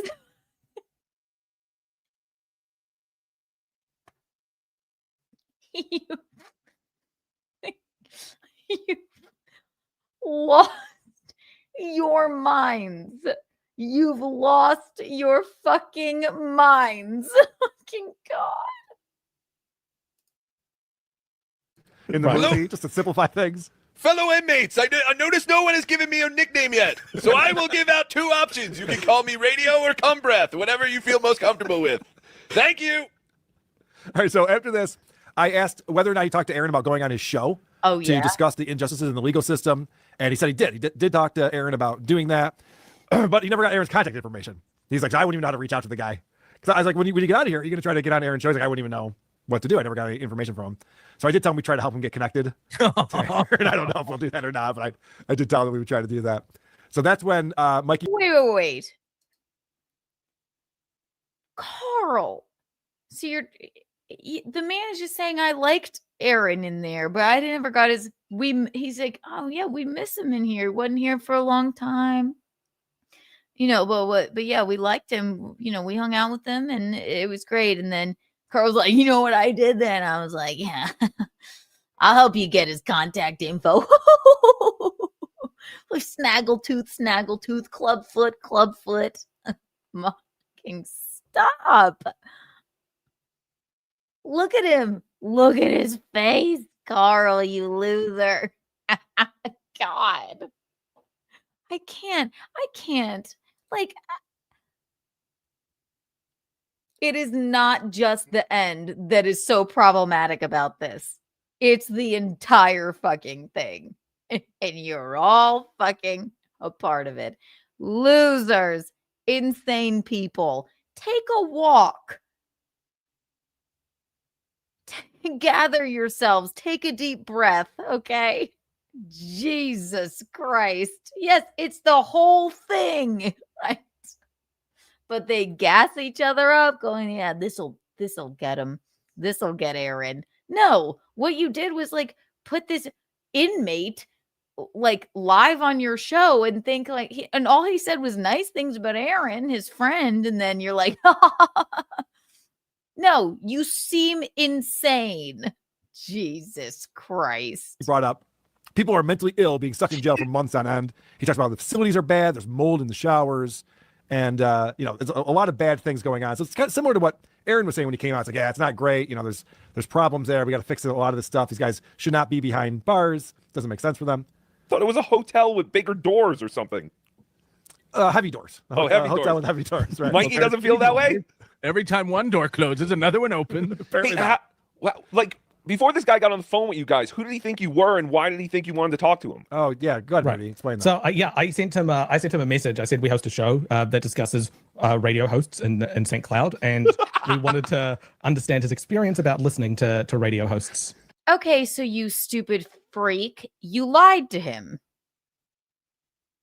So Moody, the virgin from New Zealand with a fucking unibrow, you interviewed him under false pretenses. You don't host a show that talks about Minnesota radio hosts. You host a show every Friday that talks about Aaron Imholte. Streamlabs, PayPal, Venmo, Streamlabs, PayPal, Venmo, Streamlabs, PayPal, Venmo, beg.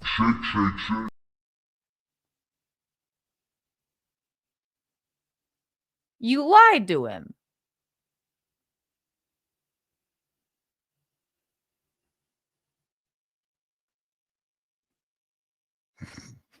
I mean, listen, Moody. Oh my God. Oh my, well, what a moral man Moody is. I have a unibrow and I'm from New Zealand and I have graphs and charts and all these things, but my morals are compromised because I hate Aaron so much. A man I don't know from Minnesota. A Kiki tax for you for lying to poor Mikey. Okay? A Kiki fucking tax for you. Okay? I don't care if it doesn't stick. In Minnesota. I'm sorry if it doesn't fucking stick in New Zealand. All right? How dare you? That is fucking gross. Jesus Christ. It's like.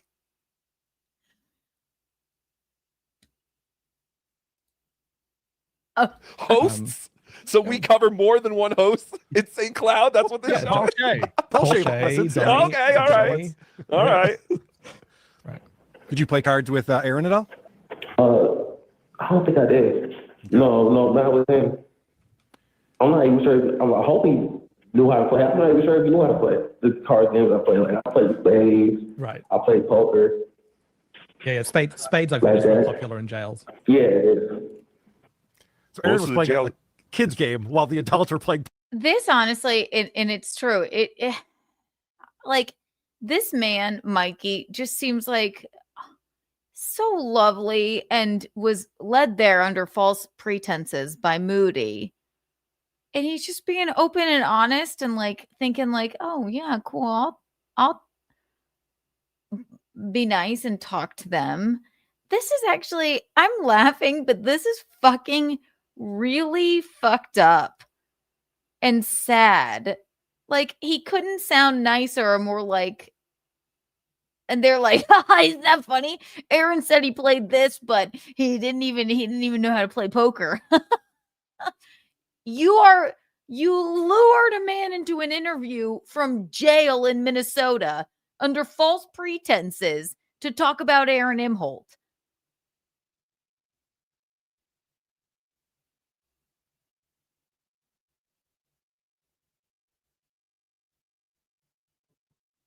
And all he had to say was like, yeah, Aaron was good at basketball. We miss him. You got Aaron, though. You got him. Jesus Christ. Poker in spades. This reminds me of, and Rocco, you'll remember this, when we were playing poker, me, you, and Kevin Brennan, and Chad was just shuffling around the poker room because he didn't know how to play poker. Chad was just watching the poker. Yeah, He's playing Casino War next to you guys. Yeah, go fish. All right, so we're going to find out more about what Aaron was doing to pass the time because Mikey does have some insight on that. But, and coming up, we're going to get some real insight into what was going on with Aaron. It was actually, Moody and I were both very surprised by this interview. I'll tell you that. And we both looked at each other afterwards and went, holy shit, I was not expecting that. So there's some conclusions that I think are going to surprise people. It's surprising that you fucking did this. It's surprising that, like, you even thought that this would be a good look. That's what's surprising here. Oh my God. Karl.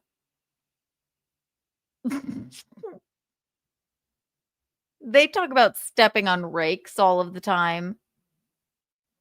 Yeah, Jesus Christ, Karl. Do you think he was like in his little club-footed head? He was like, "This isn't going well." Fuck. Well, we better just like come. They always hate me in the chat. It'll be fine. Love it. You stupid sad liar. Oh my God. Once we get to some of the more revealing things, this was the question of, was Aaron popular? Because it sounded like he made fast friends with everyone who was there. Unfacilitator. Yeah, he was right. He was a hoot. Facilitator of fun. Everyone loved him. Oh, don't worry, that question gets brought up too. Everyone was bored, and Aaron had to be like, "Come on, guys, we can sit around here and mope, but that's not going to help the time pass. Let's do something." Like he was Jack Nicholson in Cuckoo's Nest. Yep. He's like, "Come on, everybody, put your hands so up this is here." The question of whether or not he was popular, and this remember his friend Mikey answering that question. At least the puppet. Do you think that Aaron made a lot of friends while he was in jail? Was he popular? Yeah, definitely. Was anyone sad to see him go? I don't know if it was sad to see him go because most inmates they want to encourage people to get out of jail. So I wouldn't say they were sad, but I would say they were. Dang, there goes another one, a good one. Right, there goes one of the good ones. No. Yeah. So do you see how earnest and honest this fucking Mikey is? Like, just being like, yeah, I was like, we weren't sad. We're not gonna say we're sad, but like, he was one of the good ones. We liked him. God forbid anyone like Aaron. Look at Karl. He's like, isn't that funny? No. This is sad. What are you laughing at? This is fucking weird. No, this is like so far This is sad. I agree. So far, we're finding out that Aaron was a blast. They're just like, oh, Aaron's here. Sweet. Let's play some basketball. Let's do a cribbage tournament. This is Aaron's sweet. leaving. I'll be back for all of you. I won't forget you. I promise I won't forget you. The puppet is at least right. Do you remember a time when Aaron was talking to multiple inmates about potentially coming on his show? Vaguely. I think I was in recreation. We was in recreation when we found out because the rec officer, she actually said like there's a guy in here who was on a radio show, and no one knew who it was. And then she's like, that looks like him right there. She's like, matter of fact, that is him. And she called Aaron over to the office, and he was like, yeah, that's me. That's how we all found out. So I have to give props to Aaron. It sounds exactly like the story that he told. Yeah. Where he just found his business. The CEO's like, whoa, it's Aaron Imholte from Steel Toe. So far, this is a major lose for you guys. yeah. This is fantastic. We're going to find out why why jail is so good for Aaron. No, you guys. This is fantastic. Oh, Karl's like, no. I'm going to tell you, it's going to get better. We're going to get creepier and creepier. This is going to get better. I no longer have club feet. I don't have club feet. Fuck you, Kevin Brennan, for telling me I have club feet. Mandolin. Shut up. No. This is going to get better.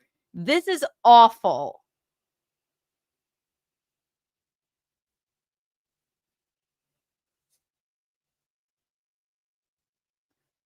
Jesus Christ.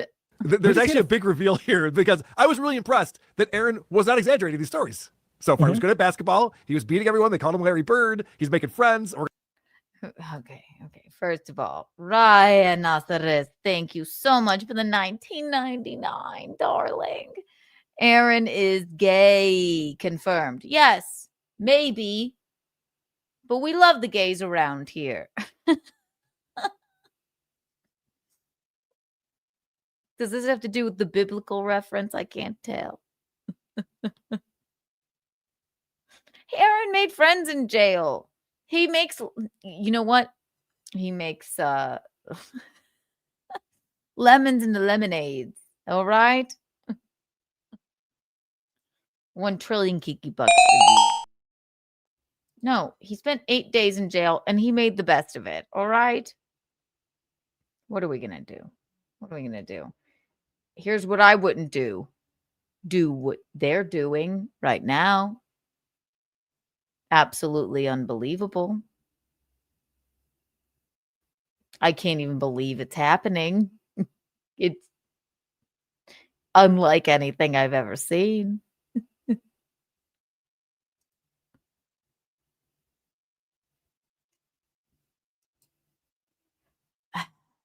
gonna find out what the black people felt about him. It's all aligning so far. I swear. We need to find the truth, Patrick. So, like, if the truth is not, if that different bothers to what you, he said, get out of here, Pat. That's right. Yeah, I'm not going to try to like creatively edit this to tell a story that doesn't tell. This is the story that just sit there and see exists. You can tell you didn't edit it. Oh, this Little Piggy's big break was that Steel Toe tells the truth. Someone play the crowd noise. Your boy was telling the truth. They hate him, but he'll they finally can't play bring a him clip. down. He'll finally play a clip of Yes. the show. It's great. Hang on.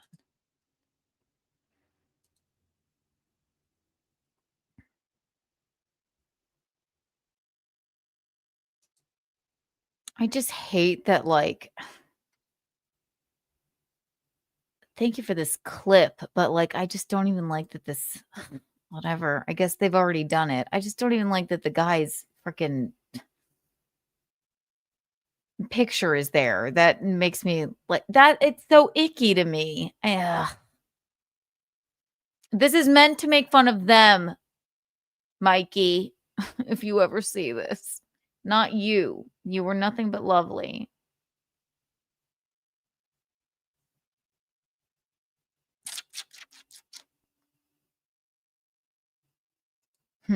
Catchy. All right. I think Moody here asked the question about Oh, what yeah. Aaron was doing to pass the time because Aaron was bragging about watching all those movies. he said he spent a lot of the time watching movies on his tablet. Did you see him like out in rec times or playing games a lot, or was he just sort of locked up watching things on his tablet the whole time? Yeah, most of the time he was in the cell. He was by himself in his cell most of the time. I've seen him outside the cell playing cards a few times.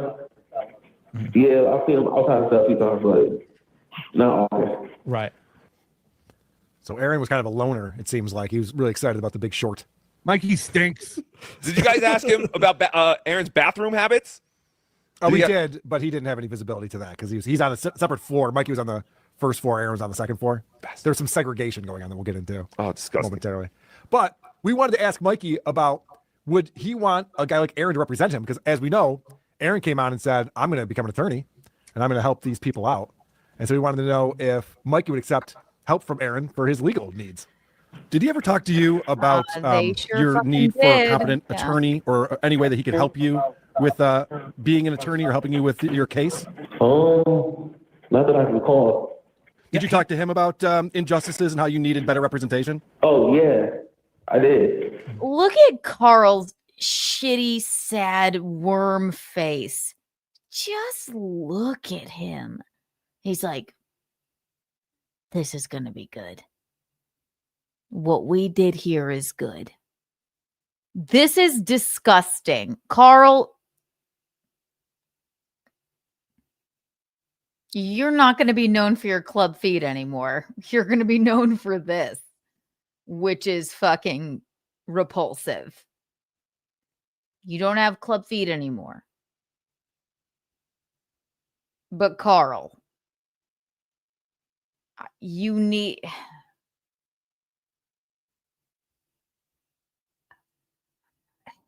I've said it about Big Red and her fans. I've said it about Melty and his fans. They're gassing them up. They're being violent and crazy. And like, same thing with Hack Shuli's fans. Same thing with Clubfoot Karl's fans. And that goes for the puppet never really, he just actually tries to have fun and make jokes. I've never seen a puppet look uncomfortable before, but I believe that the puppet was probably very uncomfortable with all of this.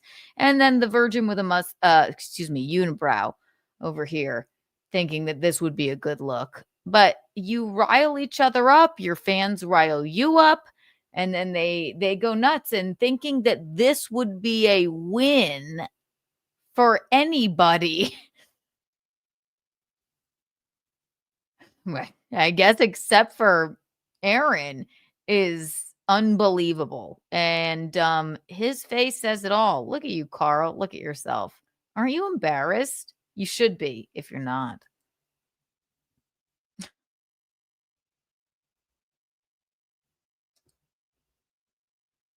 Okay. Yeah, so my situation is I've been in here for going on 8 months, and I was charged with arson, but I was found incompetent. Right. And they're trying to find a place for me to go with treatment, to find treatment for my mental health. Mm-hmm.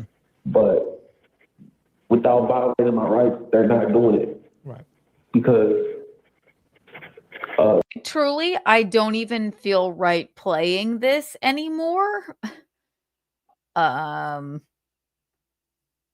So maybe let's like skip a little bit over, but listen, this is the level that these freaks, Melton, Karl, I'll give you a pass, puppet. You try and just be, funny. All right. I think you I can see it in your puppet eyes that you kind of feel bad about this. And Moody, the virgin with a unibrow. This is the level you people fucking go. This is a sad fucking story, what this man's saying. And you think you're going to have a laugh about this? Get fucked. Honestly, get fucked. It's so disgusting.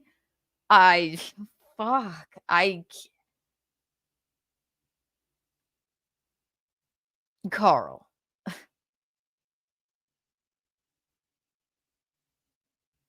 This is unbelievable. Durden. $5. Thank you. Got up early, and this is a nice surprise listening to this and the rain in my greenhouse on the Upper East Side. I love that. We love the Upper East Side. Oh, hi. Thank you for the $5. Do I sound like the Z-Man? I don't mean to. I don't mean to be like the moral high ground or anything. Is he? I'm just saying, like, look at them. The Fat Onion, Clubfoot Karl, there's a puppet, and then Virgin with a unibrow. I mean, I don't know how they thought this would look, and I don't really like hearing him talk, this inmate talk about this. It's only time period I can sit in jail for. So I'm gonna go a little bit. Aaron would be a great lawyer. Yep, makes sense. Like, I tell you, the one thing he is good at is pumping up Aaron. He's making Aaron look good. He made Aaron look like not a liar. He's saying, I would definitely hire this guy. We missed him. Yeah. Oh, it's going to get crazier than that. Aaron seems great. You guys should really think about what you're doing with your lives and maybe stop doing all this nonsense. Yeah, Karl's like, no, but it's going to get really good here. He's going to give us something that's not fucking like, hey, Aaron was nice. We liked him. I'm an inmate. You led me here for this Moody with a fucking unibrow, led me here under false pretenses to talk about what you said was about a show about Minnesota radio hosts. False. Lie. I don't know if that's... Listen, Mikey, when you're on the outside, you're welcome on this show. You may have a lawsuit on your hands. They led you there under false pretenses. Listen, again, I've never been in trouble like that or done anything creepy like this. Like, I don't know what to tell you, but like, it seems like this interview was under false fucking pretenses, and maybe you have, something to say. Like, hey, no, I wouldn't have even done this had I known. So yeah, Moody, virgin with a unibrow. What an asshole you are. You too, Karl. You too, Melty. Puppet will give you a pass. Yeah, I just want to say I had nothing to do with this, you guys. We'll see on my channel next week. Yeah, Tukey also wants to say Karl in charge of stuff. Tukey also wants to say he had nothing to do with this. Oh, we're getting there, guys. We're getting there. It's a slow build on we're this getting one. there. But we asked if Aaron was complaining about the system. Sorry, I had a slow build. Yeah. We asked if Aaron's complaining about the system while he's behind bars. Did he ever complain about the justice system to you? Yeah.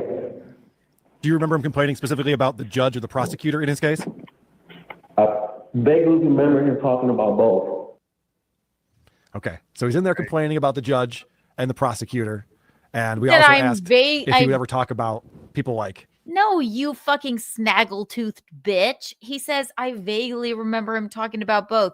I don't know. Never been to jail, but I have seen the Shawshank Redemption. Didn't do it. Lawyer fucked me. Doesn't everybody bitch about things? Like, so what?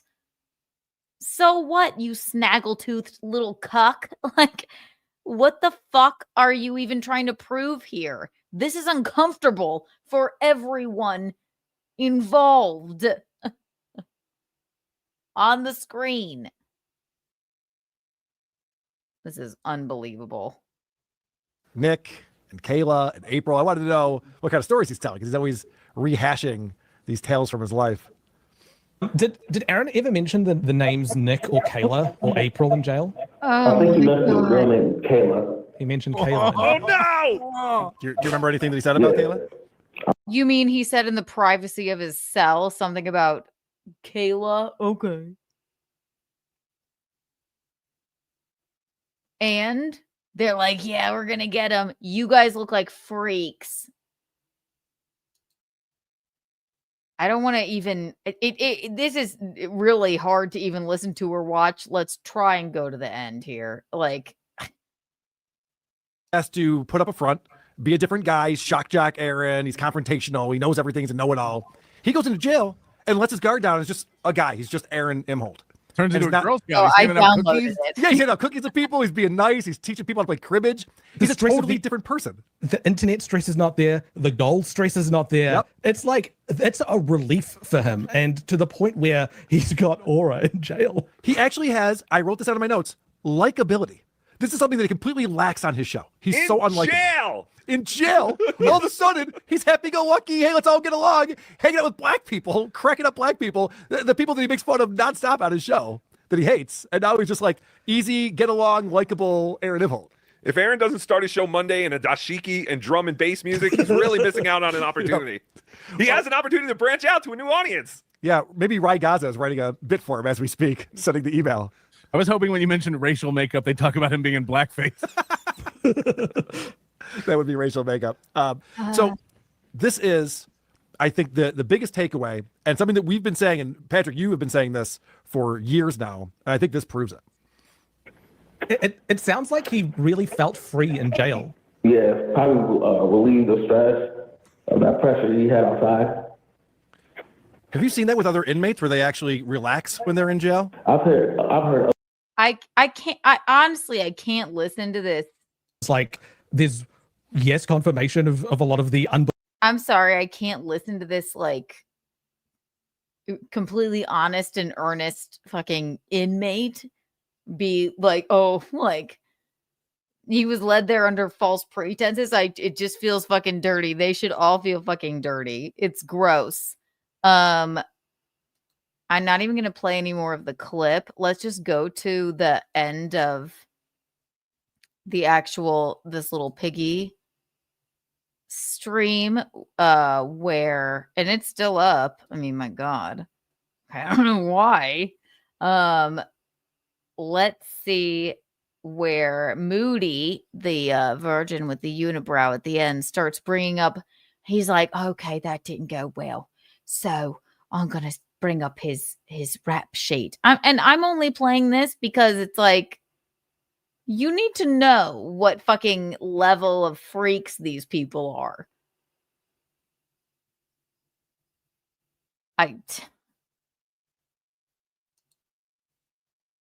This is the worst thing I've ever seen in my life. It's fucking wrong. What did Moody? What was it? Hang on, I think I have a timestamp here, which I do get mentioned in, which is so cute. 113.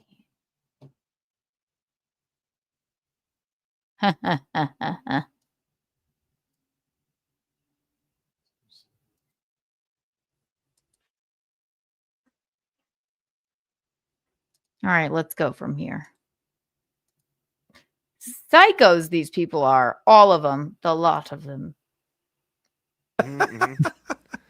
Just keep throwing money at me and telling me I suck. Lambert Mystic says, was still interesting. Y'all have a good weekend. Thank you, Lambert Mystic. It was a good run. We had a good run. We had some good times. Yeah, we had you guys some sad times. You tell Karl he sucks every week. What were you expecting? Right. This should have been. This should have been right in line with what. Thank you, Patrick. You get it. Ghost Crusader says, you know it's bad when I rather switch over to Keanu. All right, now that's very offensive. So. That's fucked up. You went too far. That's too far. It's like the people saying, "Oh, I'm a Steel Toe fan now." It's like, don't go crazy. Easy with it. Sorcerer says, number 2 moment, maybe. Not number 1. Jesus, that's not Moody. Stop saying that. Okay, so without saying, but yeah, look, they're like, that's offensive. I would rather switch over to Keanu. Right. What an interesting little band of morons these people are. Oh my God, they clutch their pearls at things. This is the most disturbing thing I've ever seen. You're awful people. Awful. Awful. Just terrible people. Melton, Moody, Karl, you're terrible fucking people. I won't even play the most disturbing part where Moody tries to save it. Well, I'll tell you what, I'll save this by reading off the poor Mikey's like rap sheet or whatever. Okay. You guys are awful people. You want to clutch your pearls at me when I'm a good person. I told you guys last week, didn't I? I'm one of the good guys. If I'm their villain, then I wear that as a badge of fucking honor because I don't want the likes of you freaks to like me. Psychos, stop this show immediately. Just stop doing it. You've embarrassed yourselves enough. Christ. I don't even want to talk about that anymore because it was honestly, Jesus Christ, it's just too much for me. So, but thank you everyone that's still here. Let's have more fun. I'm going to take a short break. I have to pee. But yeah, give it up. Give it up for the Aaron Imholte obsessed Patrick Melton, Clubfoot Karl, and the likes of him. And the virgin with a unibrow, Moody. Great job. Great job, guys. Looking even more like fucking creeps. And luring poor Mikey into an interview under false pretenses. You guys are... You've really outdone yourselves. I'm peeing. Then let's have a little fun. More fun. Not that this wasn't fun, but that was too much for me to even really like watching. I didn't like listening to it. I certainly don't like watching it because honestly, since I am a good person, I didn't think that was cool at all. I will put in the call-in number if you will behave yourselves.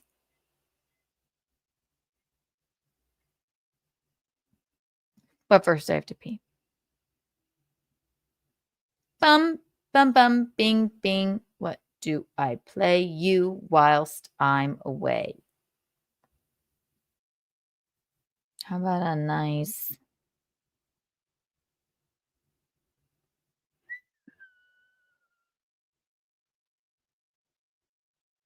How about...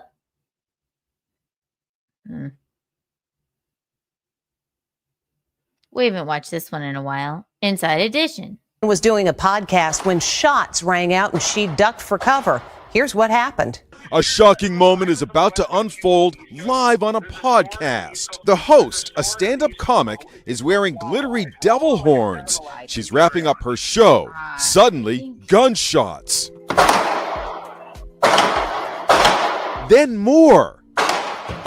A barrage sends her ducking under the desk. I'm like, maybe, was it a car backfiring? Nope.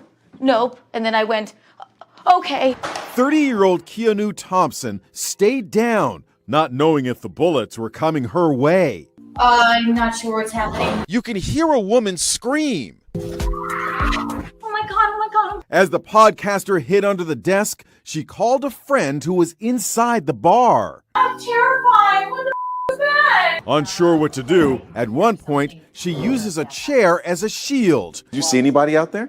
No, I really saw nothing other than the screaming and the police. When the smoke settled, the flustered stand-up comic lit a cigarette and breathed a deep sigh of relief. I just hope everybody's all right. Cops say the gunfire happened after two couples got into a fight. So far, no arrests have been made.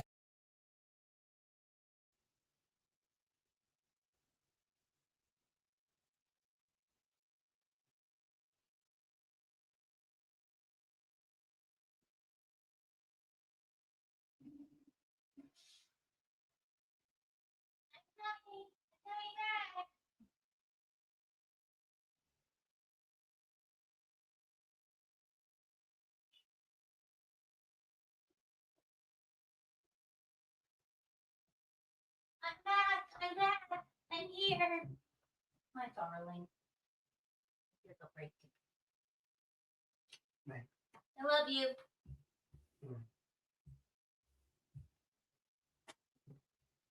I told you I'd be back. I'm here. We're happy. We're doing it. We're having a fun time. Where's 6? Where is she? Actually, Eugene. Oh, he has his headphones in.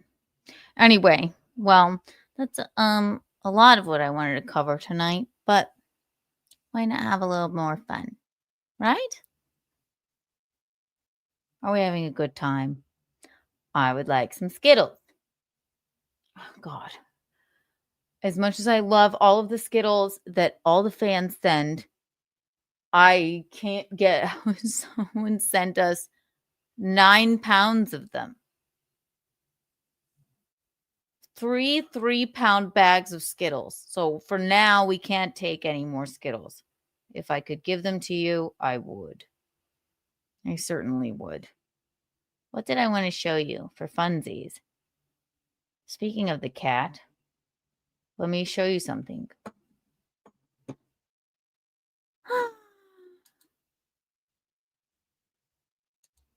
Bing, bing, bing. Hi, St. Ranger. Look, St. Ranger. Yes, you sent us all the Skittles, which we love. And look at Skittle socks from Scar. Look, St. Ranger. Thank you for these as well. I use them all the time. Gino has his, and Michaeline loves hers as well. Thank you so much. Oh!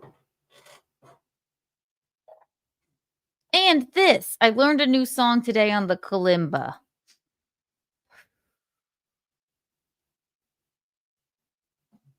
It's my wedding song. What we danced to at our wedding. I believe I can maybe play it now. 217. My kalimba, my favorite thing. Let's see if I can do it. Moon River. Well, you know I can play.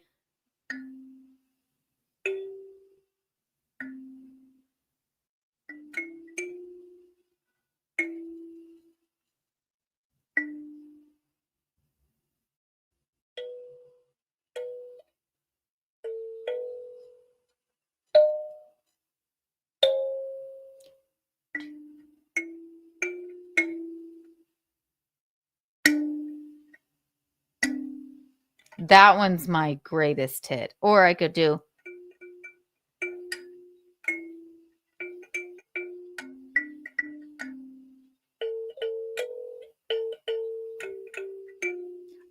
Fuck, I hadn't done that in a while. I missed the kalimba. Oh my gosh.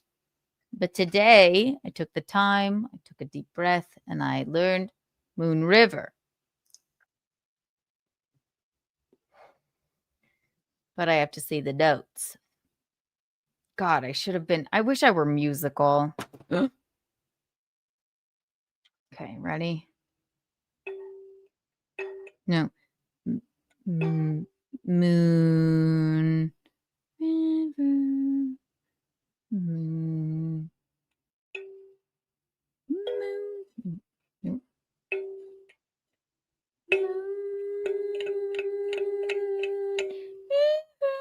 Okay, ready? Watch this. 4217654.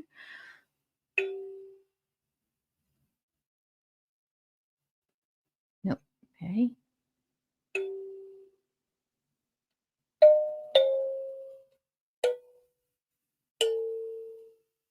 Nope.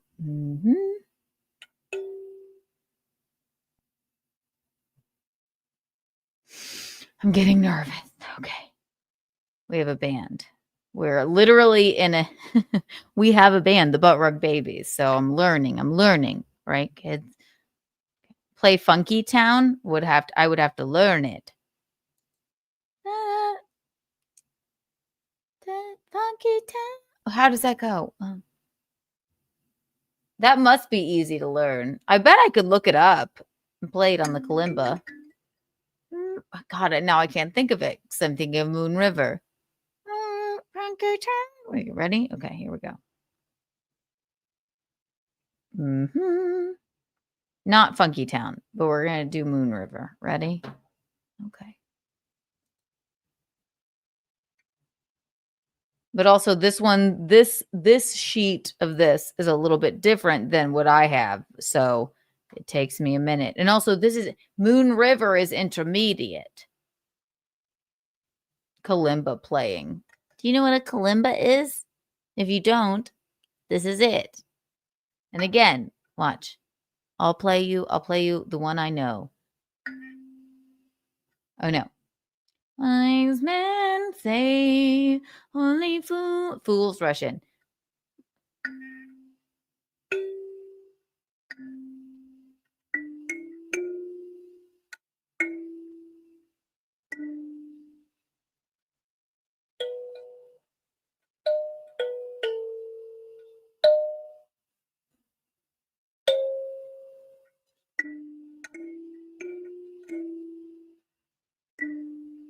And then a chord. Isn't that sassy? Adam Simon, thank you for the gifted membership. I know I love the kalimba, and it relaxes me to learn. Whenever I get like, oh my God. I play my kalimba because you know what? I wanted to be musical. Like I did guitar lessons, I did drum lessons. I was a ballerina. I have a which isn't musical other than, dancing to a classical song or something. I was best at that, but God, if I could, I could have been a cool chick drummer by now, but the kalimba is all I have. And I love music. Moon River. Learned this today. 5. Okay. 4. Moon River. Moon River. 4, 2, 1, 7, 6, 5, 4. Nope. 7, 6, 5, 7, 6. That's what gets me. 7, 6, 5, 4, 5. Wider than a sepsis. 5, 4, 5. Okay. 4, 2, 1. Sepsis. 5, 4, 5. Okay. Here's what gets me. All right. This is what it looks like. Right? Okay. You can't see it because it's not. Come on. Load.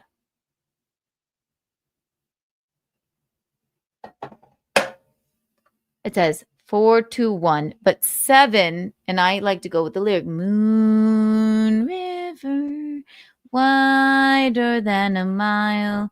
I'm crossing you in style someday. Oh, dream maker, you heart breaker, Wherever you're going, I'm going your way.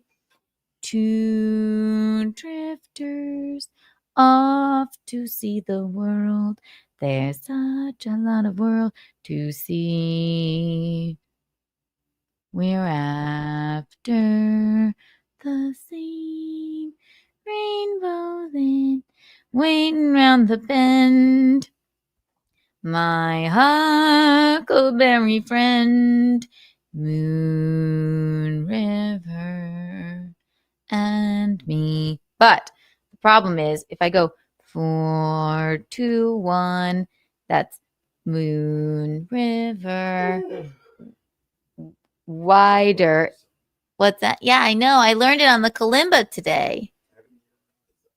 That's what I was doing.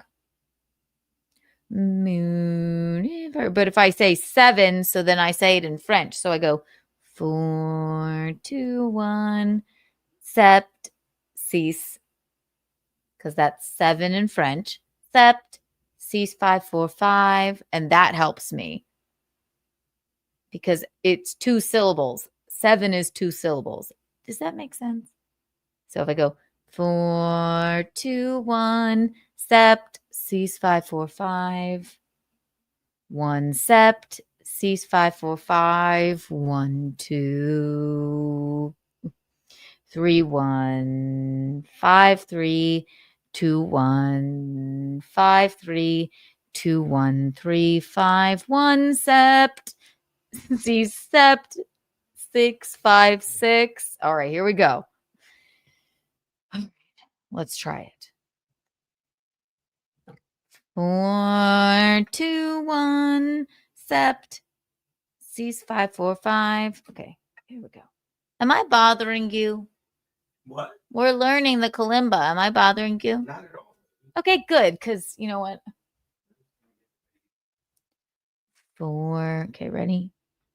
But it also, this is 5. 5. Okay. 4, 2, 1, sept, cease 5, 4, 5. Nope.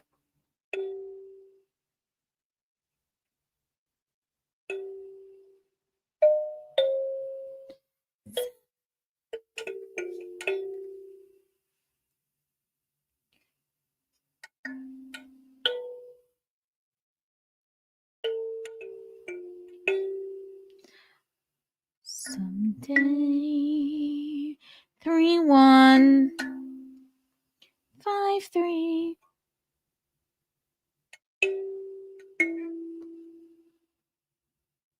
Two, 1, 5, 3. 2, 1, 3, 5, 1, 7.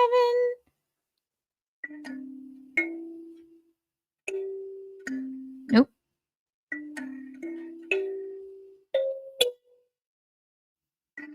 Nope.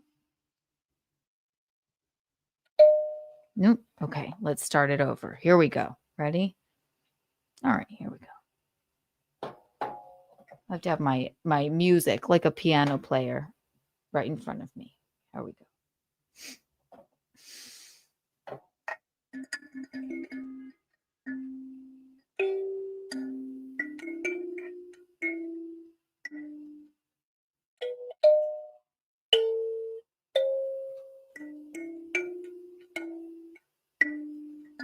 That's my warm-up song. Okay. Okay. Moon, moon, moon.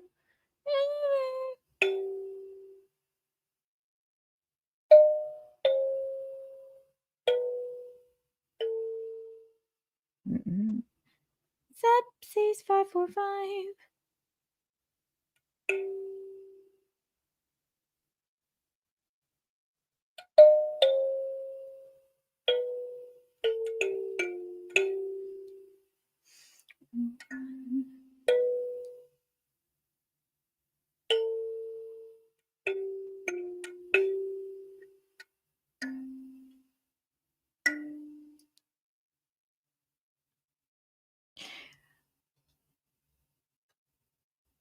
Three, 1.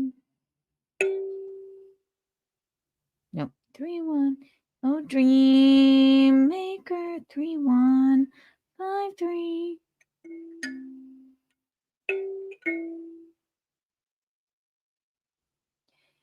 2-1-5-3. 2-1-3-5-1-6.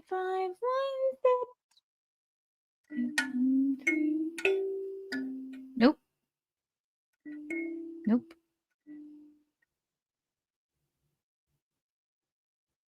2-1-3-5-1-7.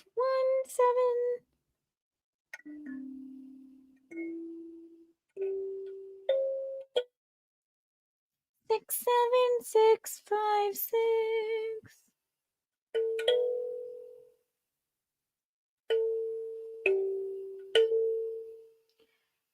5,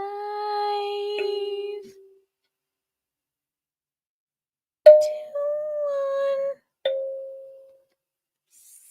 7-6.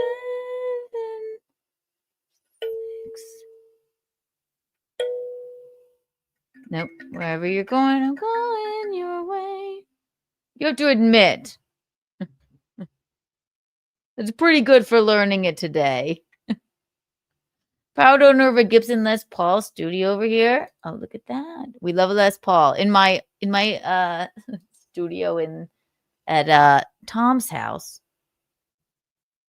we have a Les Paul. It's gorgeous.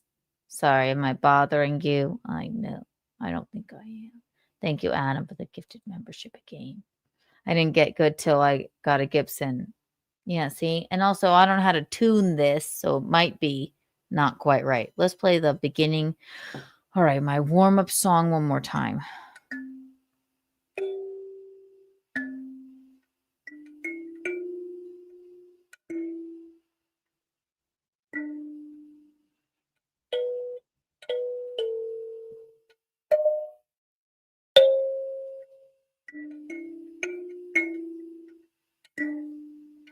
Chord. 4. And I think, honestly, it is like a piano. Everything's the same. I feel like I think of the guitar sort of the same way. So start with a kalimba, maybe, if you're like an old lady like me. Oh my God, my birthday is next week. I'm going to be 33.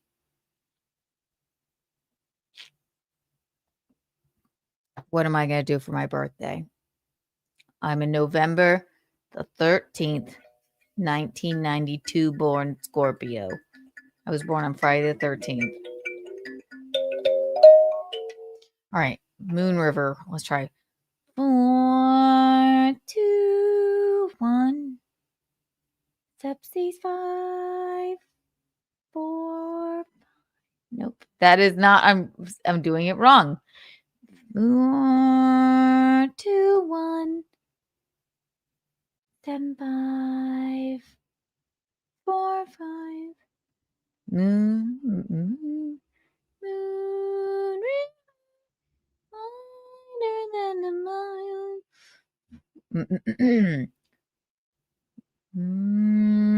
2, 1. Sepsies 5, 4, 5. All right, at least if we do that. Okay.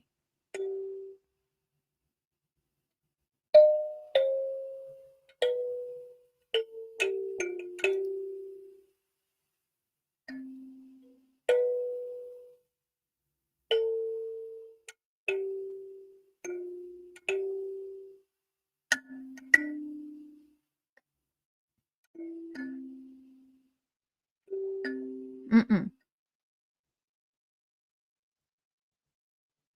3, oh dear, dream maker. 3-1-5-3.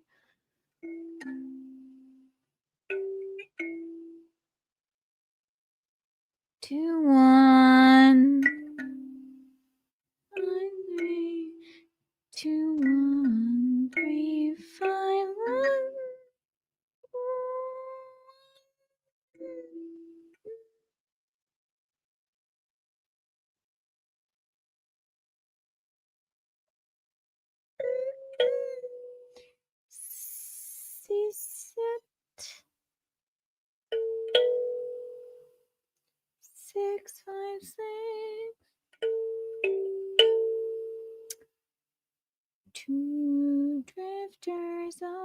to see the world fly.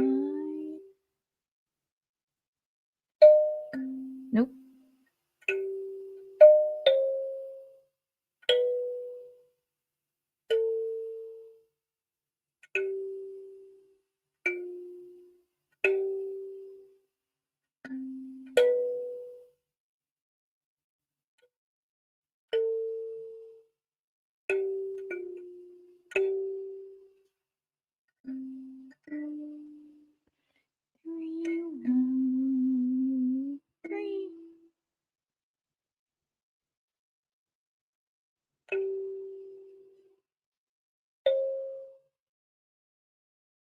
Six, 3, 2.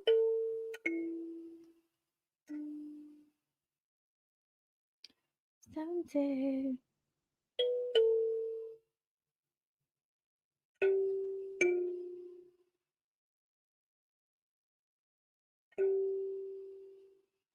One, 6.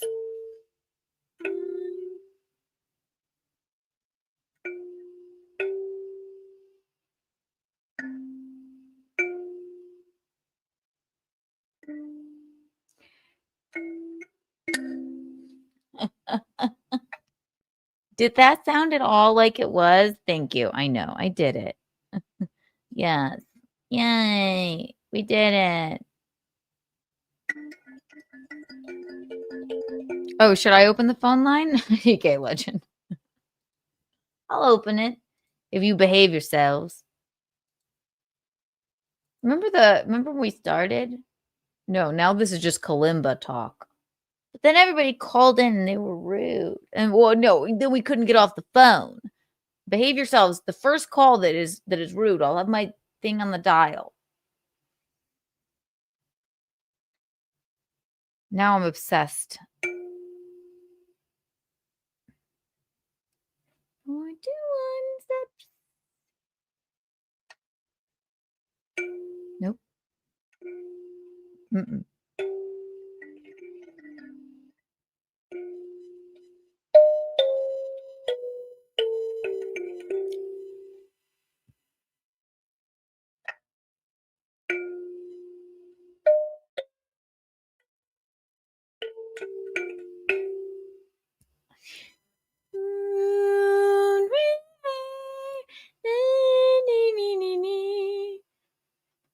I'm going to start a Kalimba channel. I just realized this. Okay, ready?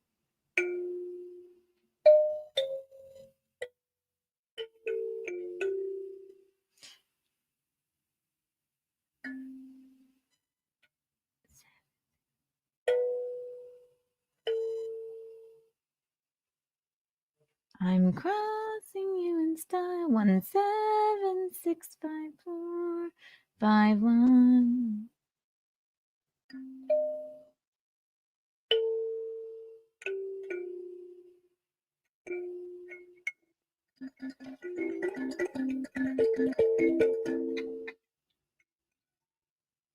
Four, 2, 1, set. 6, 5, 4, 5.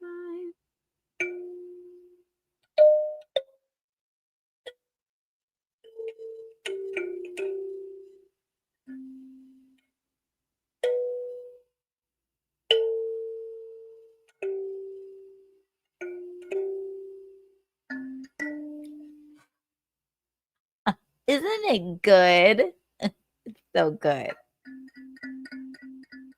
3, 1, 5, 3. You dream maker 3.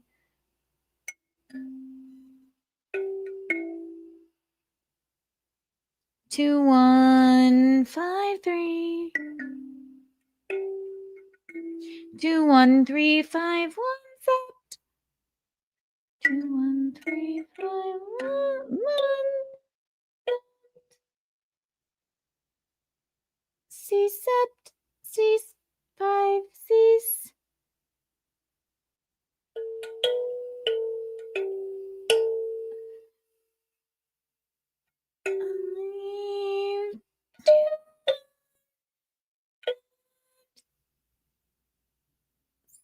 Please, 5, 4, please.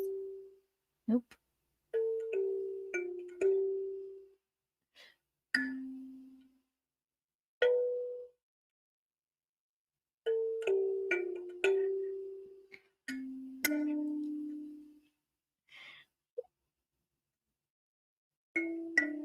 Oh.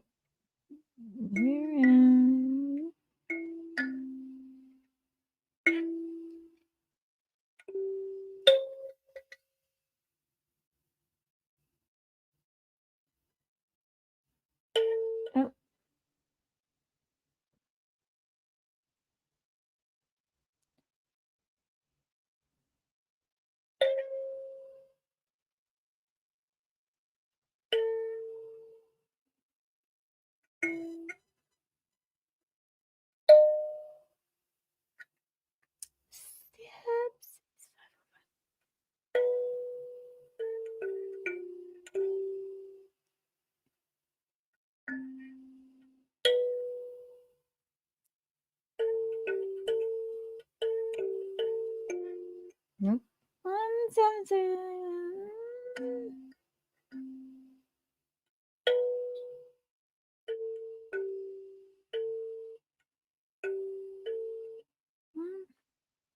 My friend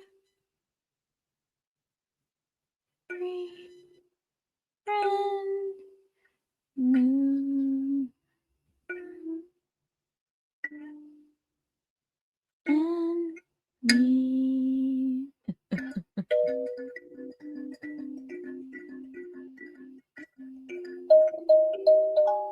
All right, yeah, I know. I spent a lot of time on that, but it gets me going.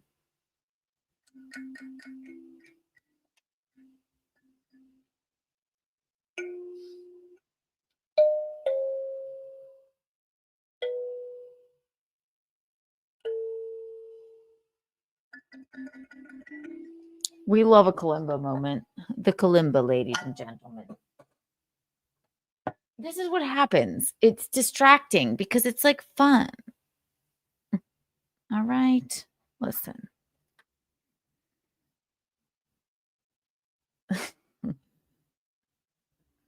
Oh, it's about to be 3 hours. I didn't plan to spend so much time on that. It was just fun.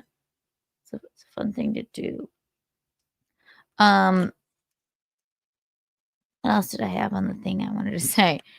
Okay, so I did talk to Zia today.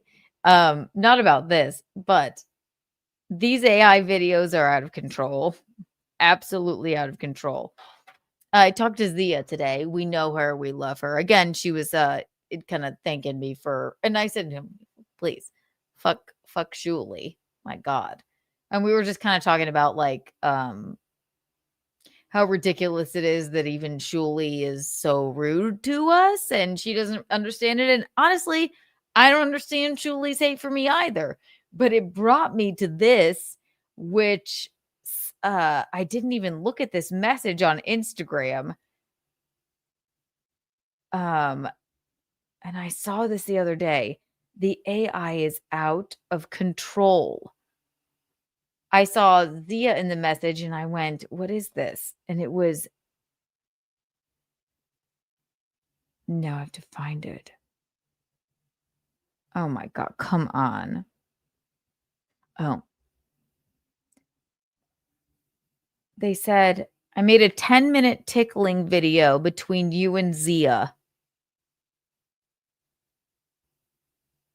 I'd like to show it to you and get your approval before I post it. I didn't answer because I have a lot of messages. I mean, and whatever. And then he said, it's up on YouTube. Cheers. And then I took a look. It's 10 minutes of this.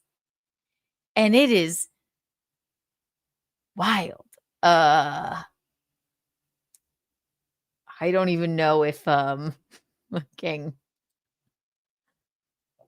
I'm not even quite sure. It's kind of odd. I mean, I guess this is some like people like to make AI videos of people tickling each other. I'm going to play like a little bit of it. Thanks. Whoever made this. It's as funny as it is disturbing. Oh, look, more AI.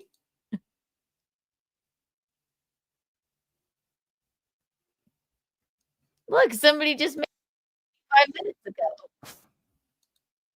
This is cute. Speaking of AI, look, I just got a notification on my X. Look at that. How fun.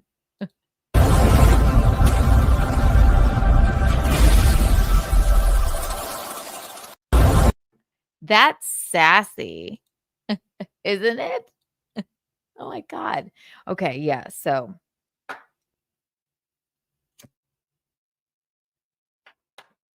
I doubt, well, I mean, honestly, it's out there. I don't know.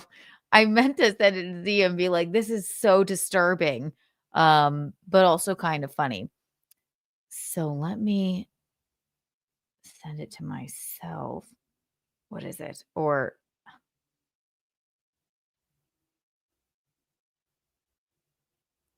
I guess I can just search it. You do maker. You are. I'm sorry for the kalimba break, ladies and gentlemen, but sometimes we needed a break. It's nice to play the kalimba and take a break from drama and sassiness. This is also I no idea how to even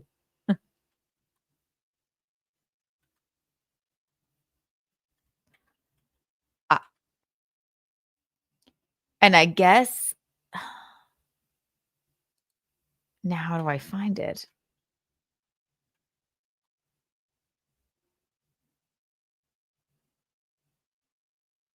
I really don't know.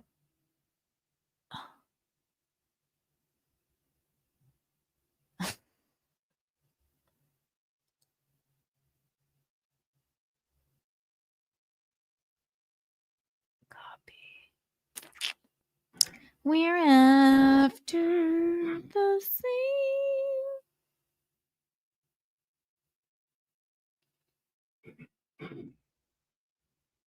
Rainbows and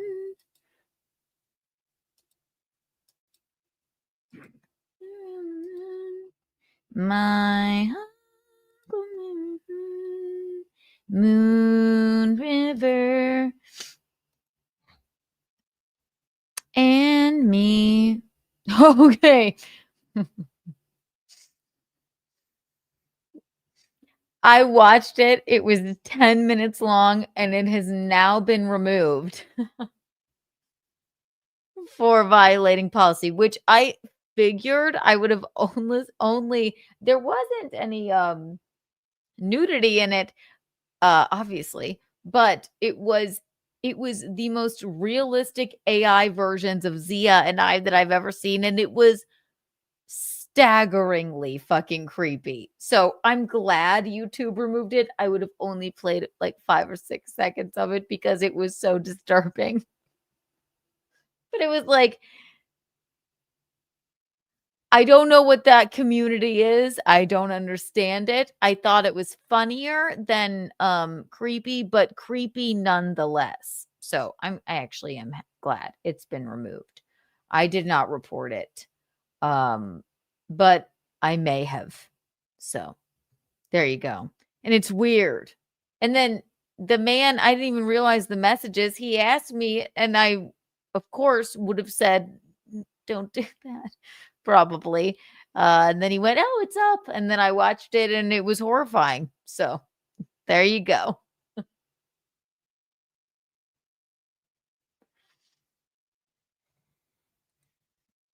So you guys want to see some before we leave?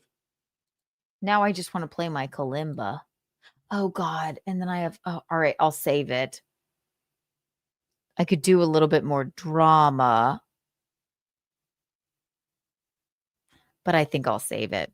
It's already been 3 hours. Here's the thing, since we were speaking of AI.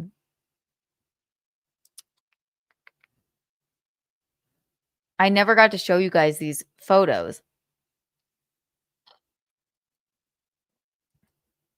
Eugene, you know my husband, Eugene.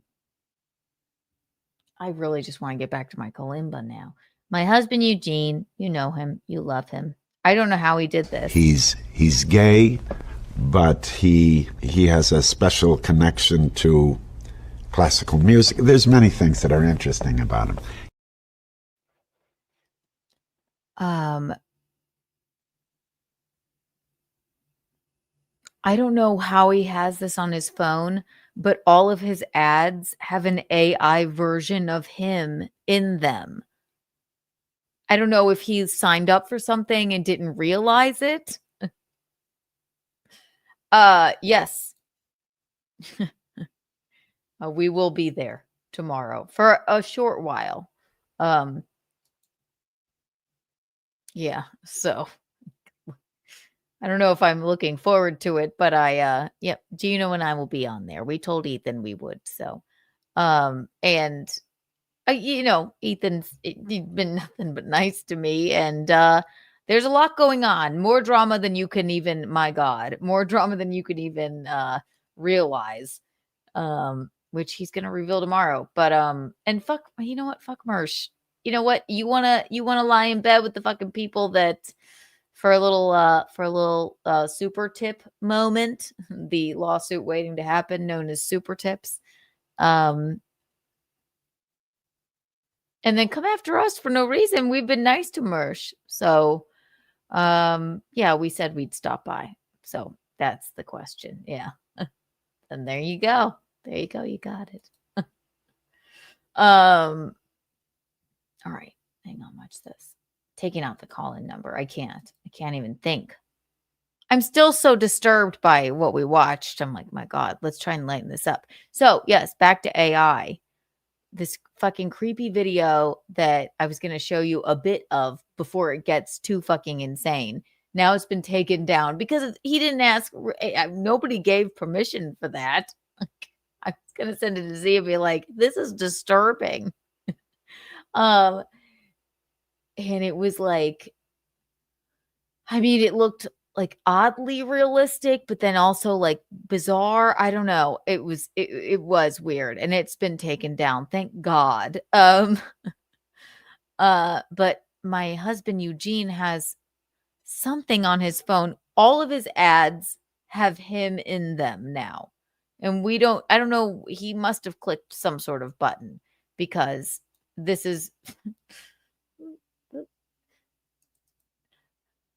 they're absolutely ridiculous. Okay. I don't know how this happens, but it every time he goes like, "Oh, yeah, remember when I did this? Remember when I was ice fishing?"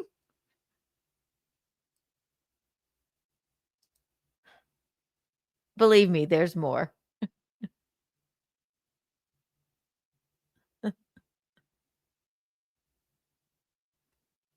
He did start on me. But you don't inherit people's beefs, do you? No, I don't. I hear what you're saying. But I'm allowed to fucking listen. I'm not going to be rude to Mersh, but like he's inheriting them for money. And it's actually very sad. So we said, yeah, we'll pop on. I'm not going to say anything I wouldn't normally fucking say, but we said we would. And he did. He did start it with me for no reason. Makes no sense. Look at that.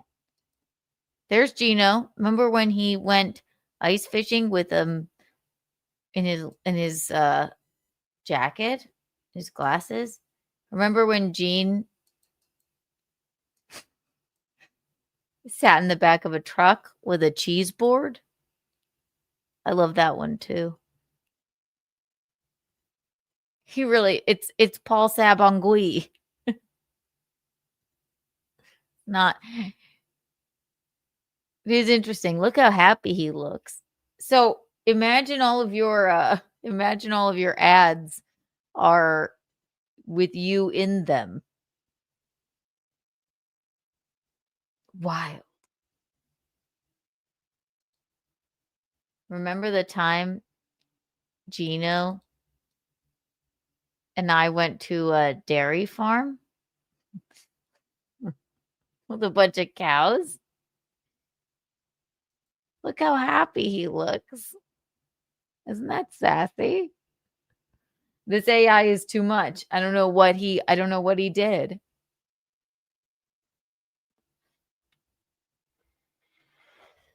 Remember the time Gino was ice fishing in a cabin?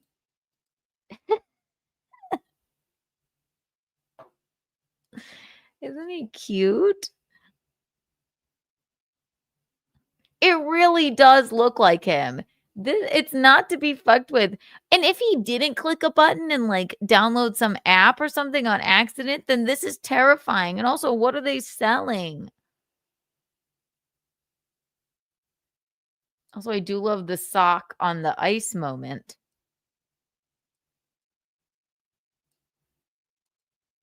Our phones are listening to us. This is insane.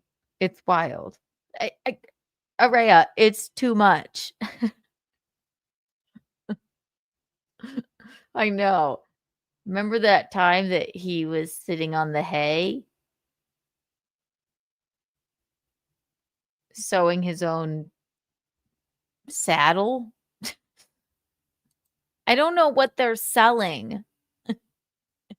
I don't know. Remember that time that Dino got the big wheel of cheese out in his turtleneck?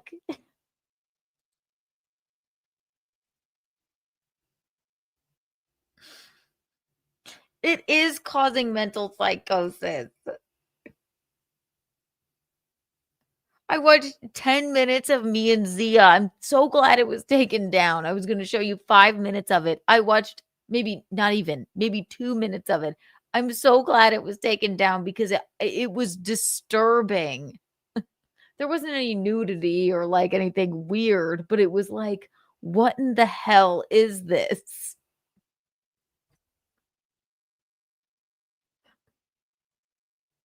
There's Gino and his giant wheel of cheese. He's like, yeah, this is $5,000. I got it. Look at all of them. It's frightening. It doesn't end there. Remember when he wore a moisture wicking shirt in fall with a paddle?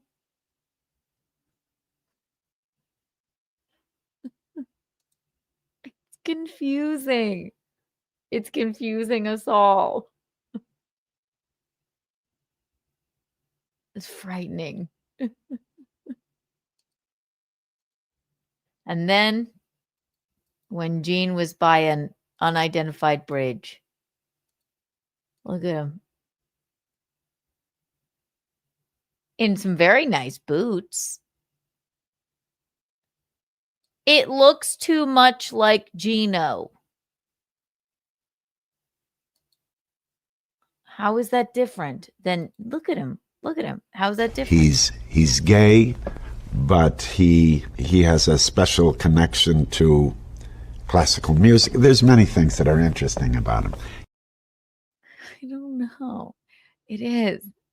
There's many things that are interesting about him.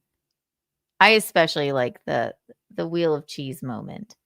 Look at how handsome he is, even though that is a robot, Gino.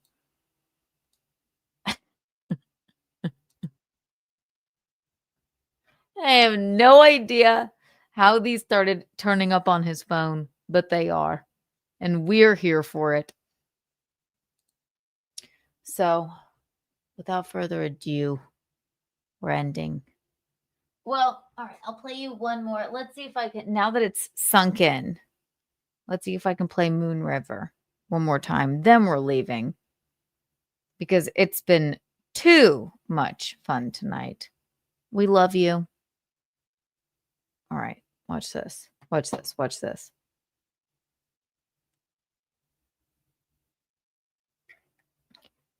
4217 C's 545. Ready?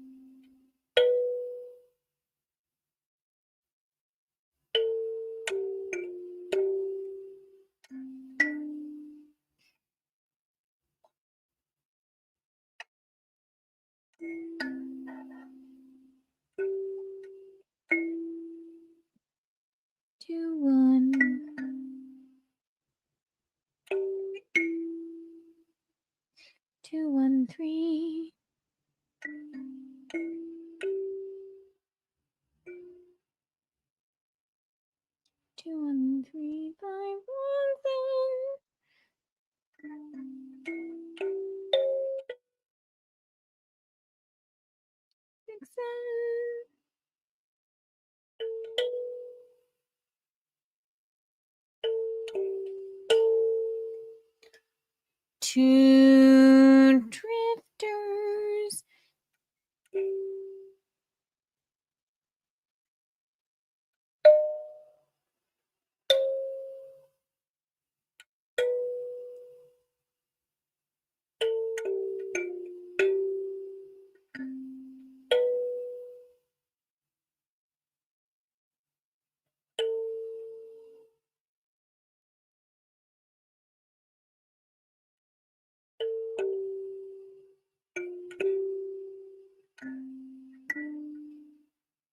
Three, 1, 5, 1, 6,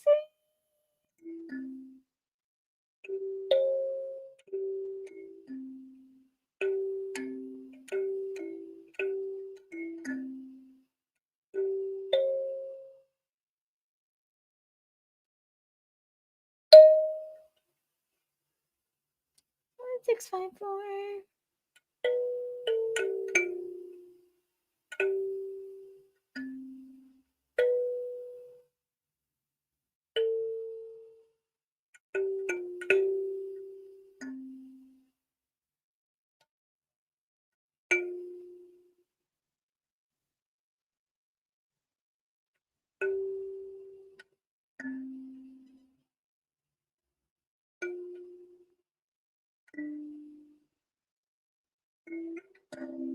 There you go. I did it. Didn't I? That was good.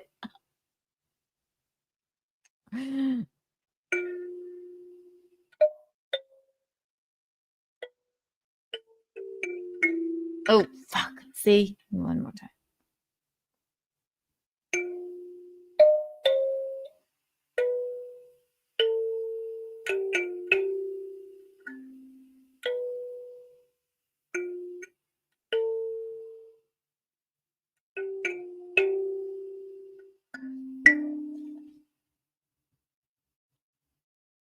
We danced to that song. It was our wedding song.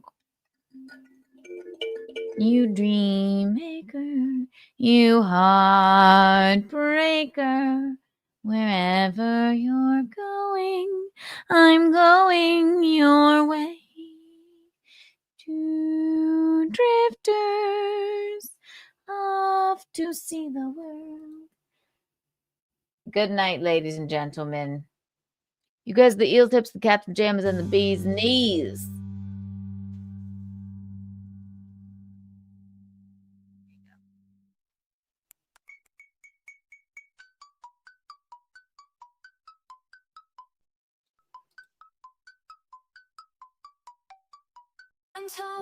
She's a classic kind of lady who's got her own show.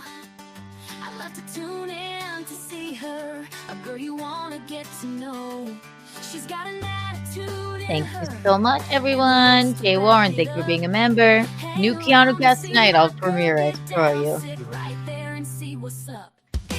Thank you, African American Dabbler. And Nick wears tiny shorts. I love you, Matthew Mead. Thank you so much. Thank you, Push Up. Hey, thank you so much. Thank you for all the callers as well, even though you're free. Thank you, Adam Stein. Thank you, Mr. White. Thank you, Protest. Hobgoblin. Thank you, Rhinoceros. Thank you, Rhinoceros. Thank you, Durden. Thank you, Adam.